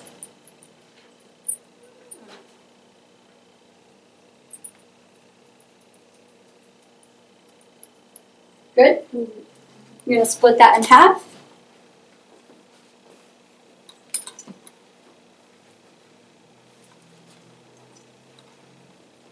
Now I'm going to come through with vertical partings to now connect my sides into my crown. Elevating up to 90 degrees, and then I'm going to cut with a nice horizontal line. Do you see how I can see my guide instantly? So because I got short to long, what do I need to start doing with all of my sections? If I just pull it all up to a 90-degree vertical, am I going to keep my short to long? So I need to do what? Over direct it slightly back. And this is, again, where it becomes a little bit more visual, yeah? But would you guys agree it's visual precise? Yes. Yeah. So my next section, over directing that up, keep it clean, keep it clean. Over directing that slightly back. You see my guide? And my final section, because we need to take into account her recession areas, and we don't want to cut a hole there because we just built all that lovely weight and length in the front, yes? So now we're going to make sure that we over direct that to another section back. And that is called insurance. You can cut it shorter later. Can't cut it longer. So now I have a nice layering pattern that is now evened up my front, so I know that everywhere she styles it, it's going to be nice and even for her. Good times? So again, vertical sections. Totally, right? Yeah. Elevating that hair up to a vertical 90. Not really anything to cut there, so I'm going to pretend. So if there's nothing to cut, don't cut, just a cut. We do that as hairdressers. We're like, oh, there's nothing to cut, so we cut. Don't cut. Just skim it.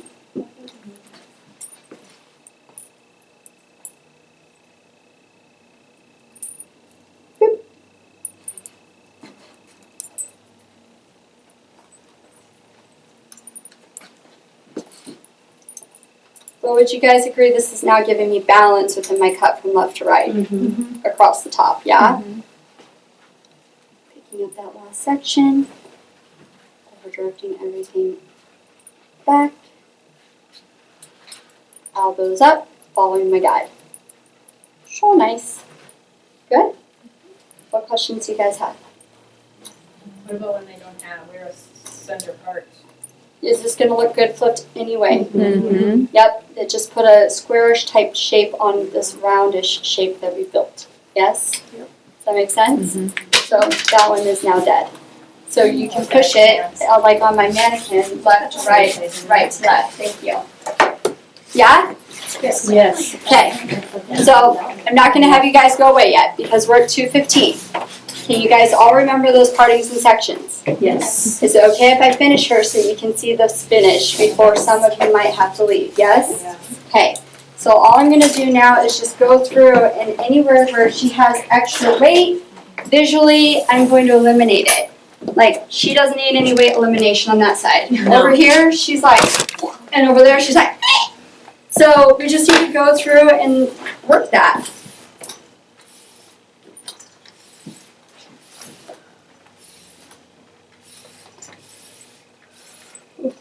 I like this length. I think it's playful. I might shorten one side because she is so much more delicate on her one side.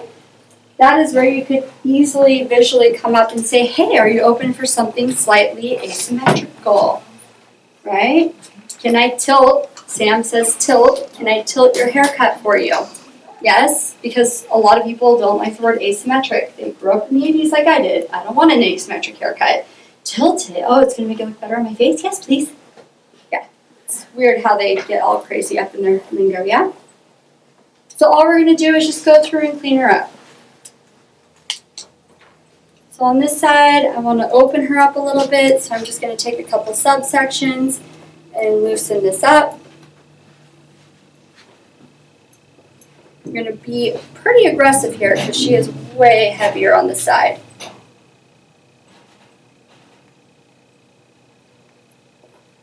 That looks way better. Yeah? I don't think she needs any more. That's happy. Coming through, putting on some final detail work with my shear now. Just going to elevate this all out, make sure I don't have randoms. So on my pre-styled mannequin head, she is a little shorter on these sections. And on this one, she's a little longer. It's A-okay, right? Yes. That, because that was our visual creativity, yes? So I think I am just going to shorten her up and keep her slightly tilted. Because I think it will look better.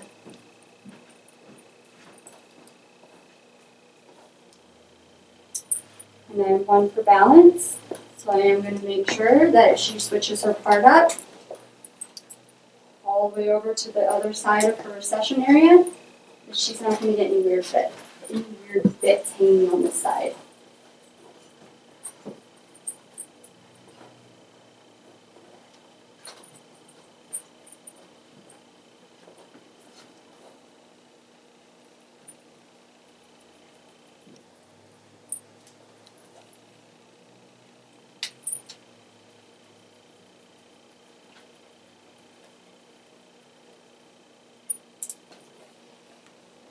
All flows together.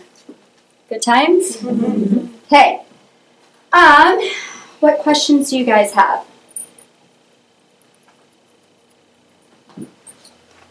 None? So, my little pre-done mannequin head, if you could pop her over to me. You guys, I feel like you guys can all see how you can style her into a traditional type bob, yes? So that's why we wanted to style her into something that was not traditional. So hello rockabilly, pompadour-esque with the sides coming back. And you guys can see that old 50s weight line and the duck butt sitting there. So it's bringing the old to the new. Do you guys kind of see it all coming together now? So we're going to finish her off with our Water Wax 03. I kind of showed you guys this a little earlier. This is the funnest freaking product in the whole wide world. I'm going to pass it around. If you haven't touched it, open it up, touch it, play with it. So it's water wax. So it's going to be a high shine because it's got the mother of pearl in there. We cut with product in there, right? We put the movability in on wet hair, yes. We set her. You guys all saw her set. Now we're going to add a little bit of shine. So I'm going to break it down in my hands really well. And because I want this underneath to be a little bit more like 1950s feeling right here, I'm just going to grab that, give me a little push here, and yeah. Push that down, give her a little bit of shine. Now for those who have not played with water wax, touch it because it breaks down to a watery substance in your hand. So this is a great pomade for your fine haired guests. It's going to give you separation and definition, but it's still going to be uber lightweight, yeah? Yeah. Three. This has been around for quite a while. Ever. Yes. So water wax is amazing on hairlines. People that have the little flyaway pieces right here, the curls, it will help lay it down without feeling really heavy on that. It's going to be great to give a little bit of light separation and definition. Watch this. I still have a little on my hands. On your longer hair, those that want to get a little bit more separation and definition on their ends and lay them down. It's going to completely define my curl. but without weighing me down, and my hair is still touchable. Nice. Oh, Kind of reactivated your curl a little bit. totally did with that watery effect. So now you can just come in here and style her up the way you want to visually see her. And this just allows you guys to see a different set on our haircut. I did this. Yeah?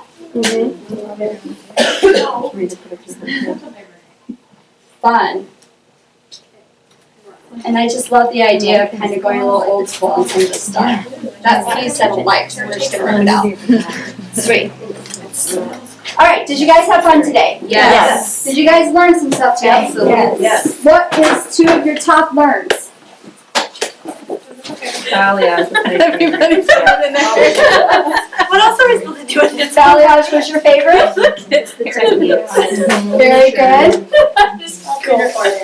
Alright, so before we wrap up here, we have 2 questions in our fishbowl. Can you balayage on short hair? Well, she has a similar balayage pattern on her, and what do you guys think? I like it. Absolutely, because we're working the top up, everything is visual. So on shorter hair, you're most likely going to take smaller triangles, yes, so you get a little bit more of a detailed balayage. But even going from short to long, you guys will see as this dries out, because we concentrated up on the top horseshoe area to complement our haircut, it's going to give her a really nice, soft, lightened top. Does that answer your question, whoever was that? Good, awesome. And then how do you balayage with a root retouch? Typically, if we're going to do it the Redken way, I would do my root touch-up, and then I would shampoo her, and then I would go through and balayage her. Because it's lightener, uncolored, yes? Can we do it? Is it predictable? And at Redken, we always go with what's predictable, yes? Cool? Did that answer your question? Awesome. As a stylist, do I do it sometimes? Oh yeah. But Redken, we always preach what we can predict. We always do what we can recreate. Good? Okay. How can we talk to our old-fashioned highlight clients to get balayage? What do you guys think? Let's try something new and exciting. The conversation starts with you, right? If you're excited about it and you offer it, might they say no? Yes. But did you plant a seed? Do you guys see where I'm going here? So just because I offer it today and you don't accept it, I've now planted a seed and I'm going to give you great visual cues. It's going to be very soft. It's going to make your color across the bottom have more sparkle. It's going to take you more into a Victoria's Secret blonde. Find your punch words that can upsell your services and use those. And if they say no, I guarantee when they come back on their next appointment, they're going to be like, so I've been thinking about those hand-painted pieces we talked about. So don't be afraid to offer. You're just planting a seed. Cool? Awesome. Anything else that we need to review today? Does everybody feel good with everything? Did everybody get what they came for? Yes. On your expectations, did we nail it? Yes. Awesome. So this is what I'm going to ask you guys to do. Keep with me for 1 more minute. I've got 4. Okay? All right. I have evaluations up front, or you guys have them already, yes? Please take a minute if you guys can fill your evaluations out for me and be brutally honest on these questions because this is how I become better for you in the future, yes? Secondly, I would love to see you guys again. I know that you guys have a shorter mannequin. These can be put away and moved into men's hair cutting. So you could go into a mid-length and a clipper off of this cut. So that's where I would say you guys could go next time for your hair cutting, yes? So try not to lob them all off. If you guys could though, take a minute and fill this out for me. Also, we need to get brooms. We need to get our area clean again for our clients, yes? Yes. So we'll clean everything up. We'll break down the mannequin stands and stack them Over in the back corner. over in the back corner, yes? And we'll put the mannequin heads Same area. in the same area, please. By the tripod. Is everybody clear with that? Yes. Okay, stay with me for a minute, you guys. Stay with me. From the bottom of my heart, thank you guys so much. I had the most fun with you guys today. I thought the cut was so much fun, the balayaging was so much fun, and you guys are just a phenomenal group to work with. I loved all of your guys' energy, and I really hope to come back. So, we always celebrate, yes? Yes. Hands in the middle. You guys did a phenomenal job today. So did you, Selena? Thank you. Yes. All right, what is our word? Inspired balayage. Inspired, not Inspired. expired. How about we just say Redken? So we're gonna give a lot of energy, yes? And it's gonna go 1, 2, 3, and all of our hands will go up, and we say Redken, yeah? Yes. Do we want them to hear us across the street? Yes. Do we want them to hear us at the airport? Yes. Do we want them to hear us across the Great Lakes? Sure. Sure. All right. 1, 2, 3. Redken!